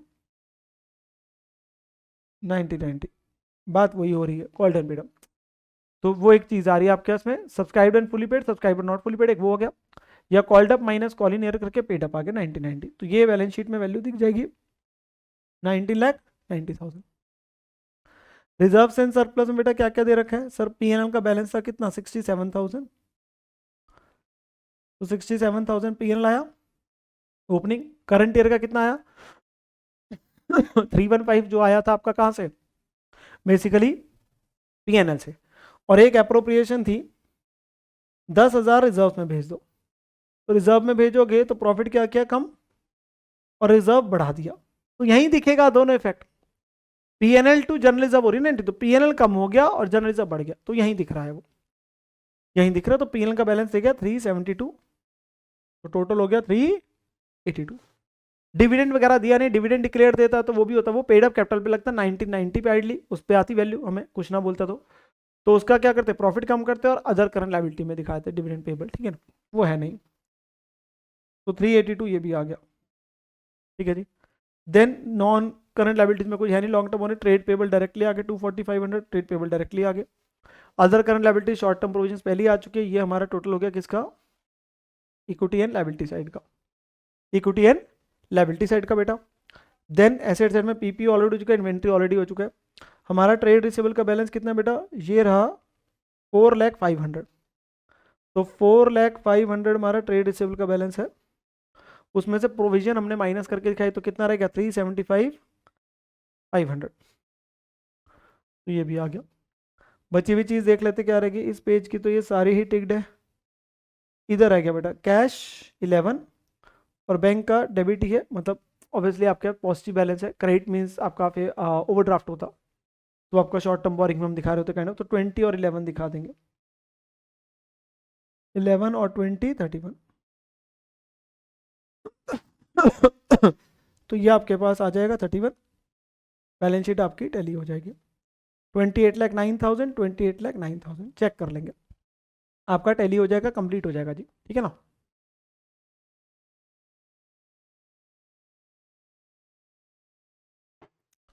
तो विद दिस मेरे प्यारे बच्चों आपके पास में ये फुल फ्लेजेड क्वेश्चन जो था फाइनल अकाउंट्स ऑफ कंपनीज का वो हमारा कंप्लीट हो जाएगा, वो हमारा कंप्लीट हो जाएगा, ठीक है ना। Now moving to the next question which is from the chapter buyback of securities. तो क्वेश्चन कह रहा है मुक्ति लिमिटेड एक नॉन लिस्टेड कंपनी आपको इन्फॉर्मेशन दे रहा है बेटा, लैंड बिल्डिंग प्लांट मशीनरी ये चीज़ें दे रहा है, investment trade investable inventory share cash and cash share capital है, securities film general reserve PNL debenture unsecured loan trade payable, तो बहुत सारी चीज़ें दे दी। हमसे क्या कह रहा है 21 अप्रैल को कंपनी ने बायबैक अनाउंस किया 15,000 अपने इक्विटी शेयर्स का, कितने में 15 रुपये पर शेयर में, और इसके लिए उन्होंने अपनी सारी इन्वेस्टमेंट्स को बेच दिया 2.5 लाख में। 25 अप्रैल को उनका टारगेट अचीव हो गया बायबैक का। फिर कुछ बोनस की बात आ रही है, उस पर मैं अलग से बात कर लूंगा। हमें से क्या मांग रहा है जर्नल एंट्रीज। तो बेटा जर्नल एंट्रीज जब मांग रहा है तो देखो पैसा आने वाली इन्वेस्टमेंट बेच रहे हो, इन्वेस्टमेंट्स है कितने की सर, इन्वेस्टमेंट्स है 2 लाख की, बेची कितने में जा रही है 2.5 लाख में। तो पहले तो इसकी सेल की एंट्री डाल देते हैं, पहले हम सेल की एंट्री डाल देते हैं। तो हमारे लिए वो 21 अप्रैल को आ रही है bank 250, to investment 2 lakh, to profit on sale of investment जो ज़्यादा में बेचा 50,000 जो कि कहाँ चले जाता है पीएनएल में। तो आप 2 पीएनएल अकाउंट लिख के ब्रैकेट में प्रॉफिट ऑन सेल भी लिख सकते हैं, आप 2 प्रॉफिट ऑन सेल भी लिख सकते हैं, उसमें कोई दिक्कत नहीं है, ठीक है। फिर हमने बायबैक करने बेटा 15,000 शेयर है, 10 का शेयर हमारा फेस वैल्यू पर दे 15 रहे हैं, तो 15,000 इंटू 10 से डेबिट होगा इक्विटी शेयर कैपिटल 150। एक्स्ट्रा कितने दे रहे हैं 5 रुपए, जो कहाँ जाता है प्रीमियम ऑन बायबैक में, और उसे हम बाद में अलग से राइट ऑफ करते हैं security premium to premium buyback. यहां उन्होंने सीधा ही डेबिट कर दिया भाई, हम जनरली क्या बोलते हैं प्रीमियम बायबैक डेबिट करो, फिर अलग से एंट्री डालो security premium to premium on buyback, क्योंकि सिक्योरिटी प्रीमियम पड़ा है आपके पास में, आप देखेंगे 3 लाख का। इंस्टीट्यूट ने सीधा ही कर दिया तो आप भी कर सकते हो, उसमें कोई दिक्कत नहीं है, नहीं तो पहले प्रीमियम बायबैक कर लो फिर बाद में राइट ऑफ डाल दो, ठीक है ना। यही है to equity share buyback total 15 रुपए के हिसाब से 225 पेमेंट हो रही है, equity share buyback to bank 225, write off तो हो ही गया, वो सिक्योरिटी में भी डेबिट हो गया तो अलग से करने की जरूरत नहीं, पेमेंट भी हो गई। हमारे को क्या सीआरआर में भेजना है, यस जो लीगल कंप्लायंस है, ठीक है ना, प्रोटेक्शन ऑफ आउटसाइडर्स के लिए। क्या कितना, जितनी फेस वैल्यू के आपने बायबैक करे माइनस जितनी फेस वैल्यू के नए शेयर इशू करे, तो नए शेयर तो है नहीं कोई, तो आपका कितना जाएगा 1.5 लाख का अमाउंट सीआरआर में जाएगा। कहाँ से जाएगा फ्री रिजर्व से जाएगा, फ्री रिजर्व मतलब जनरल रिजर्व पीएनएल से, तो आप जनरल रिजर्व यूज कर लो या पीएनएल यूज कर लो, जितना मर्जी जैसे मर्जी कर लो। तो इसलिए इंस्टीट्यूट ने भी क्या लिख दिया देखो, जनरल रिजर्व या पीएनएल टू सीआरआर, तो उसमें कोई दिक्कत नहीं है, आप जैसे मर्जी कर सकते हो, आप सिर्फ जनरल रिजर्व भी लिख दीजिए या मिक्स एंड मैच कर सकते हो क्योंकि दोनों ही पूरे पूरे। तो आपके जनरल रिजर्व या पीएनएल टू सीआरआर आ गया, यहां तक एंट्री होगी, यस सर। अब इसके बाद में ये हमारा बायबैक कंप्लीट हो गया। उसने बोला 1 मई को जाके कंपनी ने 1 fully paid share of 10 each दे रहे by way of bonus for every 8 equity shares held by the share holders. 1 for 8 का बोनस आ रहा है, तो बेटा बोनस 1 मई को जब दे रहे हो तो तब तक तो इक्विटी कम हो चुके हैं, तो हमारे शेयर्स 1 लाख थे, 1 लाख में से अगर 15,000 कम हो चुके हैं तो बचे कितने हैं 85,000। हम बोनस कितना दे रहे हैं 85,000 का 1/8 मीन्स 10625 शेयर, 10625 शेयर और 10 रुपए का है तो इंटू 10 कर देंगे, इतना अमाउंट आ जाएगा। इसके लिए किसको यूज करेंगे सीआरआर को, सीआरआर में अभी तो डाला है, काफी बार क्वेश्चन होता है और सीधा ही बायबैक के बाद बोनस की बात करता है वो, तो CRR to bonus to share holder 106,250 into 10 करके, और bonus to share holder to equity share capital 106,250, और ये नंबर ऑफ शेयर्स निकाल के दिखाया 1/8 इंटू 10 जो मैंने अभी दिखाया था आपको, तो ये कंप्यूटेशन जरूर दिखा दीजिए। तो एंट्रीज बन गई, नंबर आपको पूरे मिल जाएंगे क्वेश्चन के अंदर में। तो आसान सा क्वेश्चन, कोई ऐसा critical point, it is only the flow. पहले हमेशा देखो पैसा आने की एंट्री हमेशा डालो, जब तक आएगा नहीं करोगे कैसे। ड्यू कैंसिलेशन ऑफ कैपिटल और ड्यू, और आपके पास फिर पेमेंट की एंट्री डाली, सीआरआर डाला क्योंकि फ्रेश इशू नहीं था, और बोनस की 2 एंट्रीज डाल दी, वो हम तोड़ के 2 में ही दिखाते हैं, ठीक है ना। तो वो 2 में तोड़ के दिखा दिया। सीआरआर कहाँ से आया सर इतना, क्योंकि सीआरआर में अभी तो 150 ट्रांसफर किया, तो पहली प्रायोरिटी सीआरआर होती है, ना हो तो सिक्योरिटी में यूज होता है बोनस के लिए, तो वो सीआरआर ही होता है, तभी आपके पास बोलता है, इसलिए आपका क्वेश्चन कंप्लीट हो जाता है। अगला जो क्वेश्चन आ रहा है बेटा वो आ रहा है इंटरनल रिकंस्ट्रक्शन का, बड़ा ही आसान सा क्वेश्चन है। ये 20th लास्ट है यहाँ पे, फिर मैं आपको स्टार्टिंग का जो एमसीक्यू के थे उस पे लेके चलूंगा, ठीक है ना। As part of the reconstruction scheme of the getting better limited, नाम भी अच्छा रखा है, गेटिंग बेटर लिमिटेड, हाँ हो रहे बेटर भाई, तभी तो रिकंस्ट्रक्शन है।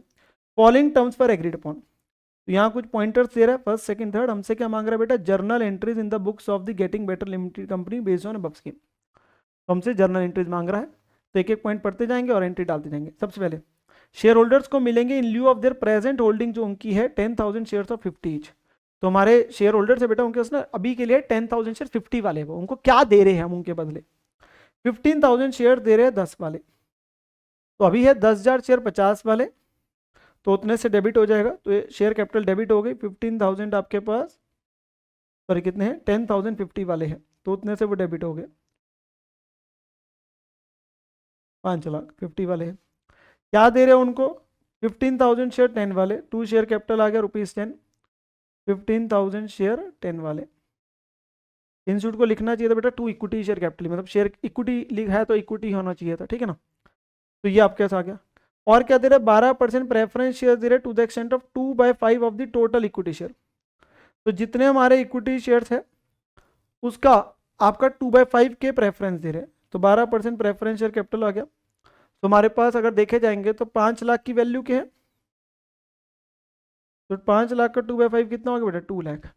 बेटा यहाँ पर मैं आपको बोलना चाहूँगा, जो हमने क्वेश्चंस वैसे किए हुए हैं पुराने आरटीपी के या लेक्चर के अंदर में, काफ़ी बार ना वहाँ वर्ड पता है क्या लिखता है, यहाँ वर्ड लिखता है 2/5 of the above new equity share, मैं वर्ड को बढ़ना चाहूँगा, अबव न्यू लिखता ना तो मैं पक्का ही पक्का किसका करता, 1.5 लाख का 2/5 करता। यहाँ लिख रहा ऑफ दी टोटल, तो मतलब वो एग्जिस्टिंग की बात कर रहा है, 5 लाख वालों की बात कर रहा है, उसका 2/5 हो रहा है। या अगर इसके शेयर की वो बात करता कि ये 10 रुपए का है, फिर मैं नंबर से निकालता भाई 10,000 का 2/5 और फिर इंटू 10, तो मेरे लिए वो 50 वाला ही है, फिर वैल्यू पे भी कर दो, अगर उसकी फेस वैल्यू नहीं बता रहा तो वो अल्टीमेटली फिर वो 50 वाला ही है, तो वो आप 10,000 इंटू 2/5 इंटू 50 बोल दो, या सीधा 5 लाख का 2/5 बोल दो, वो एक ही बात है, आपके पास 2 लाख आएगा, ठीक है ना।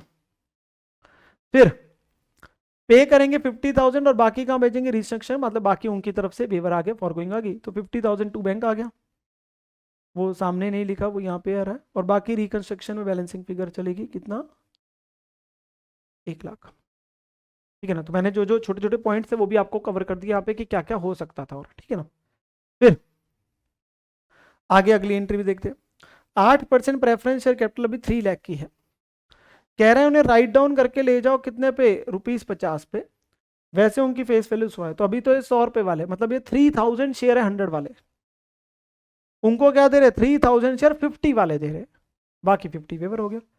तो प्रेफरेंस शेयर कैपिटल 100 वाले हैं, अब वो 50 वाले, आधा रिकंस्ट्रक्शन में चला गया, 3 लाख 150 150, आधा आधा हो गया, क्योंकि आधे पे ले गए तो आधा वेवर आ गया, ठीक है ना। फिर 14% डिवेंचर्स है, फेस वैल्यू 2 लाख के, नॉमिनल वैल्यू मतलब फेस वैल्यू, अलॉन्ग विद उनका एक्रूड इंटरेस्ट है 56, वेव्ड ऑफ हो रहे for the 3/4 of the total amount, तो जो उनका टोटल है ना ये 2 लाख और 56, उसके 3/4 का वेवर हो रहा है, और रिमेनिंग कैश में दे रहे, रिमेनिंग कितना हो गया, रिमेनिंग कितना हो गया बेटा 1/4, तो 3/4 आपका वेवर हो रहा है, मतलब 3/4 कहाँ जाएगा, कैपिटल रिडक्शन या रिकंस्ट्रक्शन अकाउंट, आप जो मर्जी यूज कर रहे हैं, जैसे रिकंस्ट्रक्शन करे तो रिकंस्ट्रक्शन यूज कर लो, कैपिटल तो कैपिटल रिडक्शन आता, तो 1/4 पे करेंगे, तो ये दोनों डेबिट हो जाएंगे, 2 लाख और 56 दोनों अलग अलग अकाउंट है, 14% debenture 2 lakh, accrued interest outstanding है 56, इस टोटल 256 का बेटा 1/4 आपका जा रहा है पेमेंट में, और इसका 3/4 वेव हो रहा है, तो 192 इधर जा रहा है, तो चेक कर लेते हैं, 256 डिवाइडेड बाय 4 64, और उसका आपके पास 3/4 क्या हो रहा है, वेव हो रहा है, तो वो कहाँ जा रहा है, रिकंस्ट्रक्शन मतलब कैपिटल रिडक्शन। और कुछ एंट्री दी है, नो सर, सीधा ही कोई राइट ऑफ्स की बात नहीं करी, कुछ नहीं बोला लॉसेज की बात, तो सीधा ही सारा बैलेंस कहाँ चला जाएगा, कैपिटल रिजर्व में। वो चेक कर लेते बेटा कितना बन रहा है कैपिटल रिजर्व में जाने के लिए, एक था हमारा 1 लाख,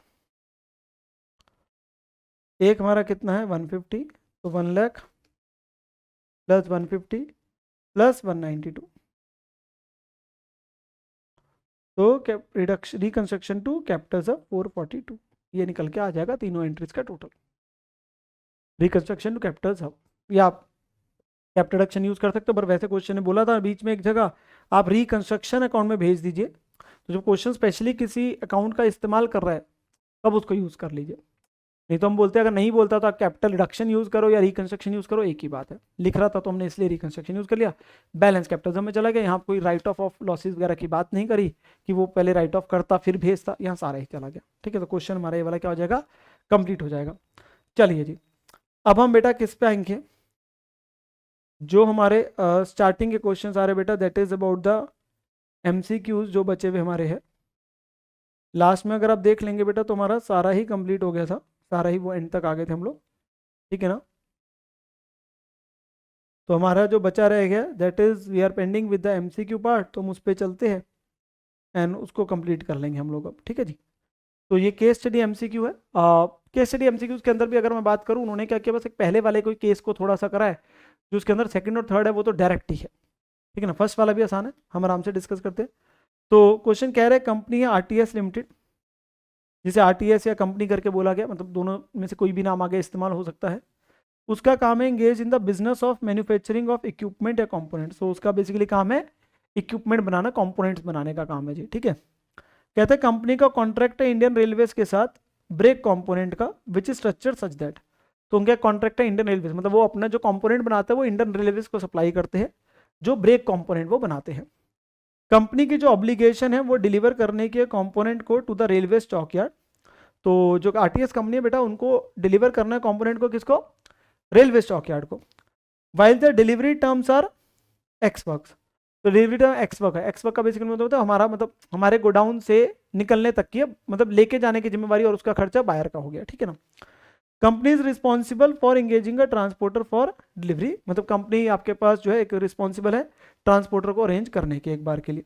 ठीक है ना, रेलवे ऑर्डर भेजती है डिफाइंड क्वांटिटी का, तो वो अपनी तरफ से बोलते हैं भाई 100 पीस बना दो, 200 पीस बना दो, तो वो एक डिफाइंड क्वांटिटी भेज रही है।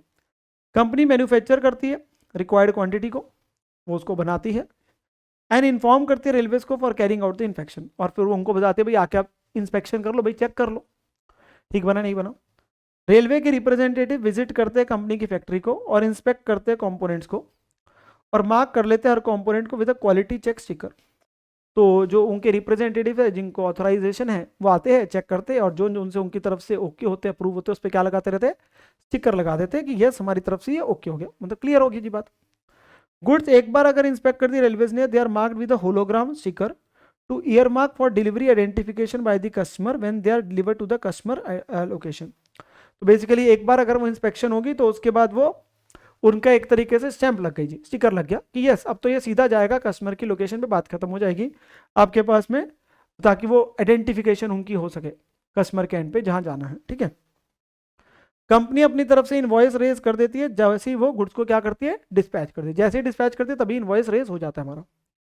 मैनेजमेंट कंपनी की जो अंडर डिस्कशन है with auditor of the company in respect of accounting of a critical matter as regards accounting with respect subsequent events. तो वो बेसिकली कंपनी अपने ऑडिटर्स के साथ बैठ के कुछ क्रिटिकल एस्पेक्ट्स पे बातें कर रहे हैं, कुछ सब्सिक्वेंट इवेंट्स पे, that is events after the reporting period.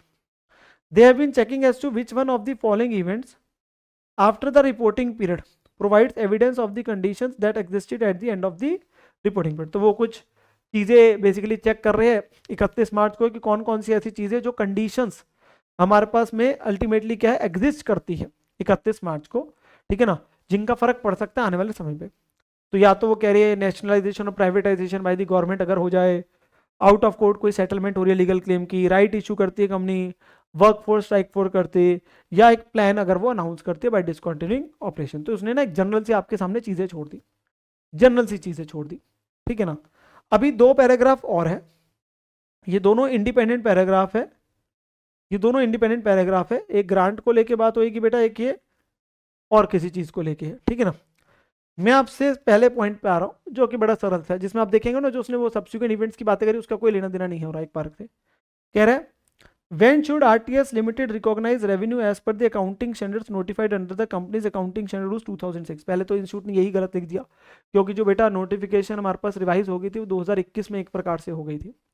ठीक है ना, जो लेवल 1 2 3 4 वाले हैं ये तब आगे थे। तो रूल्स 2006 को एक्चुअली अमेंड कर दिया तो लिखना 2021 चाहिए था, एक प्रकार से उन्होंने 6 ही लिखा अभी तक। वुड योर आंसर भी डिफरेंट अगर इंस्पेक्शन जो है वो normally known to lead to no quality rejection है।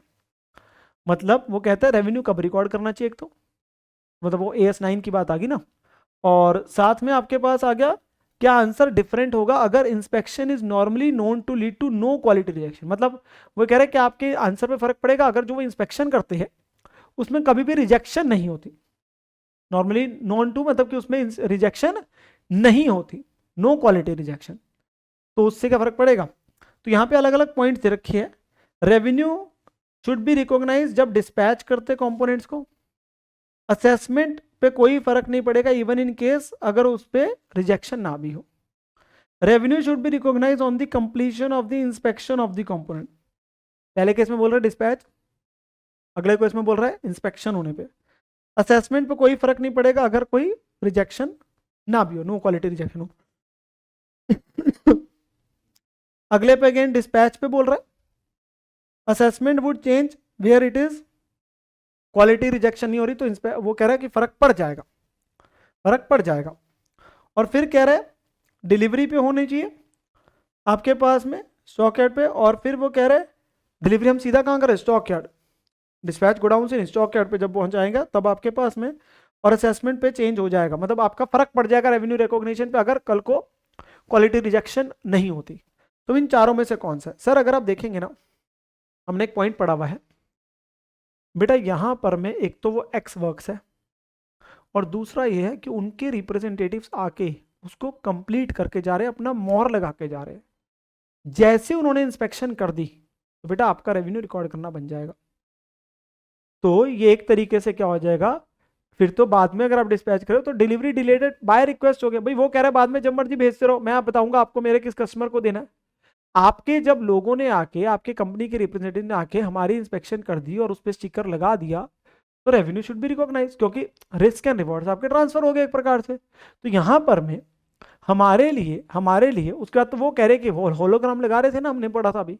तो जैसी इंस्पेक्शन कंप्लीट हो जाएगी when it is actually certified by them, तो आपके पास रेवेन्यू शुड बी रिकॉग्नाइज। तो उसके लिए, और हमारा इसमें कोई फर्क नहीं पड़ेगा अगर कल को क्वालिटी रिजेक्शन नहीं भी होते। भाई रिजेक्शन नहीं हो रही, रिजेक्शन नहीं होती मतलब आते हैं रिजेक्शन नहीं होती, तो उससे कोई फर्क पड़ रहा है, नहीं पड़ेगा। मतलब हम तो कब रेवेन्यू रिकॉर्ड कर रहे हैं, जैसे उन्होंने इंस्पेक्शन कंप्लीट कर दी। तो हमारे पास आंसर बन जाएगा बी। चेंज होने का तो बात ही नहीं होती, सी और डी पे तो वैसे ही नहीं आएगा, क्योंकि वो कह रहे हैं कोई रिजेक्शन नहीं हो रही। रिजेक्शन होती तो हम मुद्दे की बात सोचते हैं, रिजेक्शन नहीं हो रही तो बी हो गया।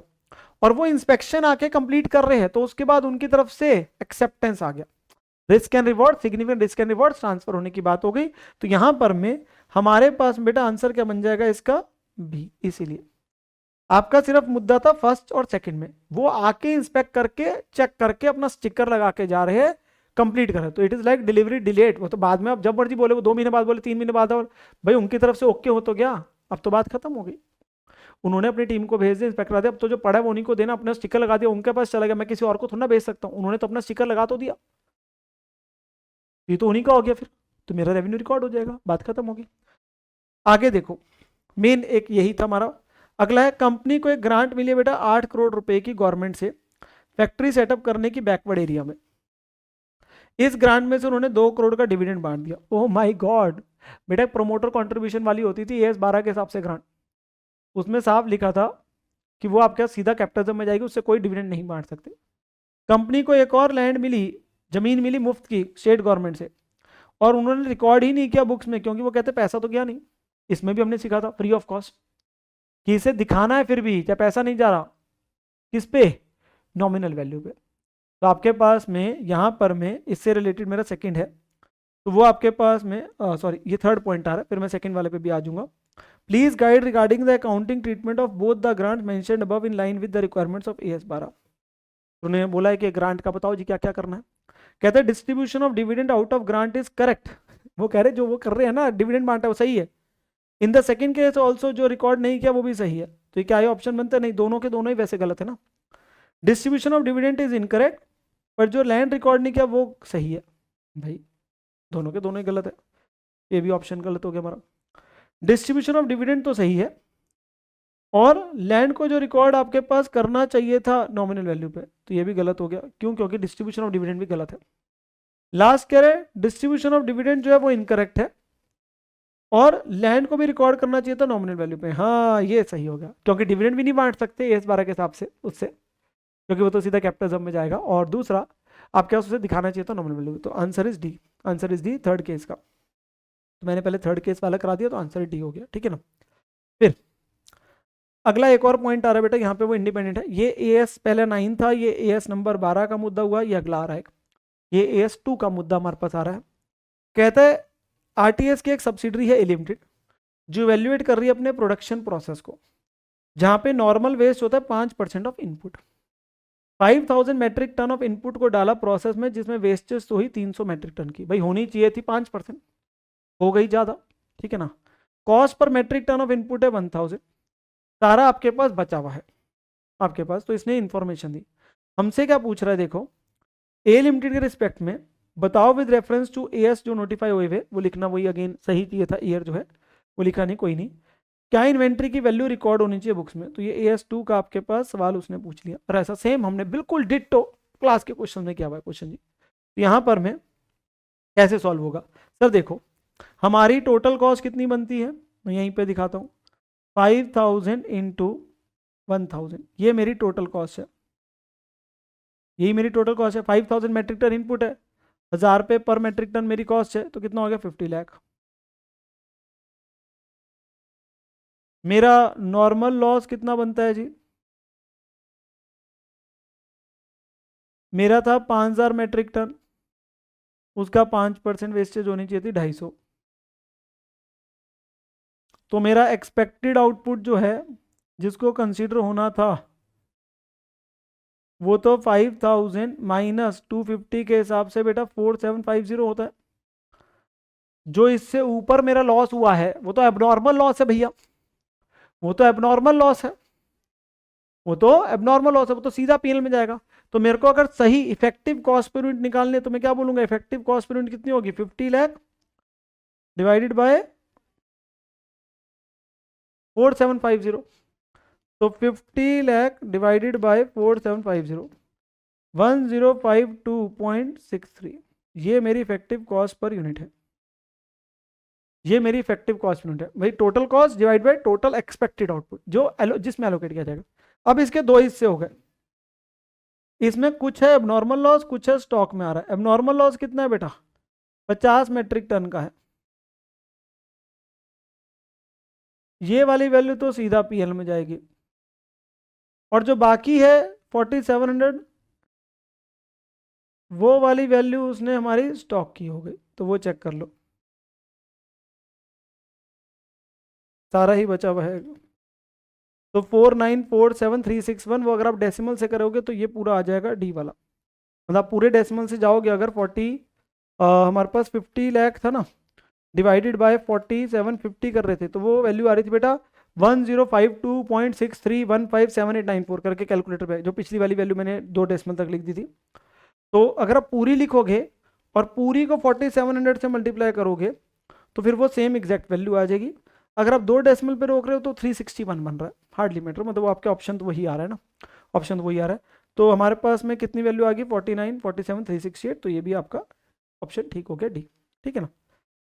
चलिए जनरल एमसीक्यू पे आते हैं, जनरल एमसीक्यू पे हम लोग आते हैं। कहता है ज्ञान लिमिटेड ने बोरो किए ₹10 crore for construction of a plant, एक हमारे पास आ रहा है लास्ट चाहिए, at the rate of 10% per annum. तो इन्होंने प्लांट के लिए बोरिंग ली है, तो स्पेसिफिक बोरिंग होगी 10 करोड़ की, जिस पे 10% का ब्याज बनेगा। तो साल का इंटरेस्ट कितना बनेगा, 1 करोड़, जो कि 10 करोड़ का 10% बन रहा है। कंस्ट्रक्शन हमारी कैरी आउट होती है आउट ऑफ द बोरिंग, जिसमें से 4 करोड़ पे हमने टेम्परेरीली एफडी में डाल दिए। सारे पैसे अभी यूज नहीं होने, कैसा करो एफडी करा दो जी, तो एफडी करा दी बेटा 4 करोड़ की, और उस पर हमें इंटरेस्ट आएगा 6% का। तो 4 करोड़ का 6% इंटरेस्ट अर्न कितना हो रहा है बेटा, 24 लाख। तो आप चेक कर सकते हैं 400 करोड़ का 6% आपके पास 24 लाख आ गया। कहते हैं साल के अंत में बताओ कॉस्ट ऑफ बोरिंग कितनी रिकॉर्ड होगी, कैपिटलाइज होगी, कितनी कैपिटलाइज होगी जी। तो हमें बताओ क्या सीखा था हमने सर, एक्चुअल बोरिंग कॉस्ट कितनी बनती है minus income on temporary investment. आप ये नहीं बोलेंगे कि हम बोरिंग कॉस्ट जितनी लगी वो कैपिटलाइज करेंगे, बट जो इनकम है उसे पीएनएल में जाएगा, वो भी तो उसी पैसे को किया है, तो नेट निकलता है। तो नेट में हमारा कितना था बेटा, 1 करोड़ हमारी बोरिंग कॉस्ट है, 1 करोड़ मतलब 100 लाख, और माइनस जो इनकम आ रही है ऑन टेम्परेरी इन्वेस्टमेंट 24 लाख की, वो माइनस हो जाएगी। तो कितना हो गया, 76 लाख। इतना आपका कैपिटलाइज होने की बात होगी। तो पहले केस में कह रहे हैं कितना कैपिटलाइज होगा, पूरे का पूरा 1 करोड़, तो गलत बात होगी बेटा। अगले में कह रहे हैं इंटरेस्ट पेड ऑन 6 करोड़, क्योंकि इसे यूज किया, नहीं नहीं भाई सारा होगा, ये तो नहीं जितने वो आपके पास यूज होने की बात करें, जितना यूज किया बाकी को तो इन्वेस्ट कर दे, वो तो ना होगा। Interest paid less income on temporary investment, yes that is 76 lakh, तो ये सही आंसर है। नथिंग विल बी कैपिटलाइज, तो गलत बात ही होगी भाई, कैपिटलाइज तो करना है आपके पास प्लांट बनाने के लिए, तो वो तो आपके पास जाना ही जाना है, जाना ही जाना है, ठीक है ना। तो उस केस के अंदर में सी पॉइंट के हिसाब से आपके पास एक तरीके से हमारा क्या हो रहा है बेटा, जितना इंटरेस्ट पे गया माइनस जो इनकम आई करके 76 लाख, तो answer is option number C, बिल्कुल सही है, बिल्कुल सही है। तो इसके साथ में मेरे प्यारे बच्चों आपका पूरे का पूरा जो है हमारा आरटीपी अगर कहता हूँ मैं May 24 का पूरा कंप्लीट हो जाता है। आप लोगों के लिए आने वाले समय में बहुत सारी और भी चीज़ें इस चैनल पे आप लोगों को देखने को मिलेगी, so please stay connected with us and अपना ध्यान रखिए, अपना ख्याल रखिए, अच्छे तरीके से पढ़ाई करते रहिए, अपने ऊपर विश्वास रखिए, अपनी जो एक रेगुलरिटी आप लोगों की बनी हुई पढ़ाई को लेकर प्लीज़ उसे मत तोड़िए, और अगर बीच में किसी वजह से कुछ प्रॉब्लम्स हिकअप्स आए हैं तो प्लीज़ अपने पास में फिर से बैक टू द स्टडीज़ लग जाए, बिकॉज आपको पढ़ना तो पड़ेगा ही मेरे प्यारे बच्चों, डेडिकेटेडली अपने पास में। तो प्लीज़ अपने जो स्ट्रॉन्ग एरियाज उसमें स्ट्रॉन्ग रहने, जो वीक है वहाँ पे मेहनत करिए, उन्हें भी स्ट्रॉन्ग बनाइए, और बस अच्छे तरीके से मेहनत करते रहिए। हमारी ब्लेसिंग्स, बेस्ट विशेज़ और मेरी हमेशा ही आप बच्चों के साथ में, एंड टेक केयर मेरे प्यारे बच्चों, बाय बाय, मिलते हैं अगली वीडियो में, बाय बाय बेटा, बाय बाय।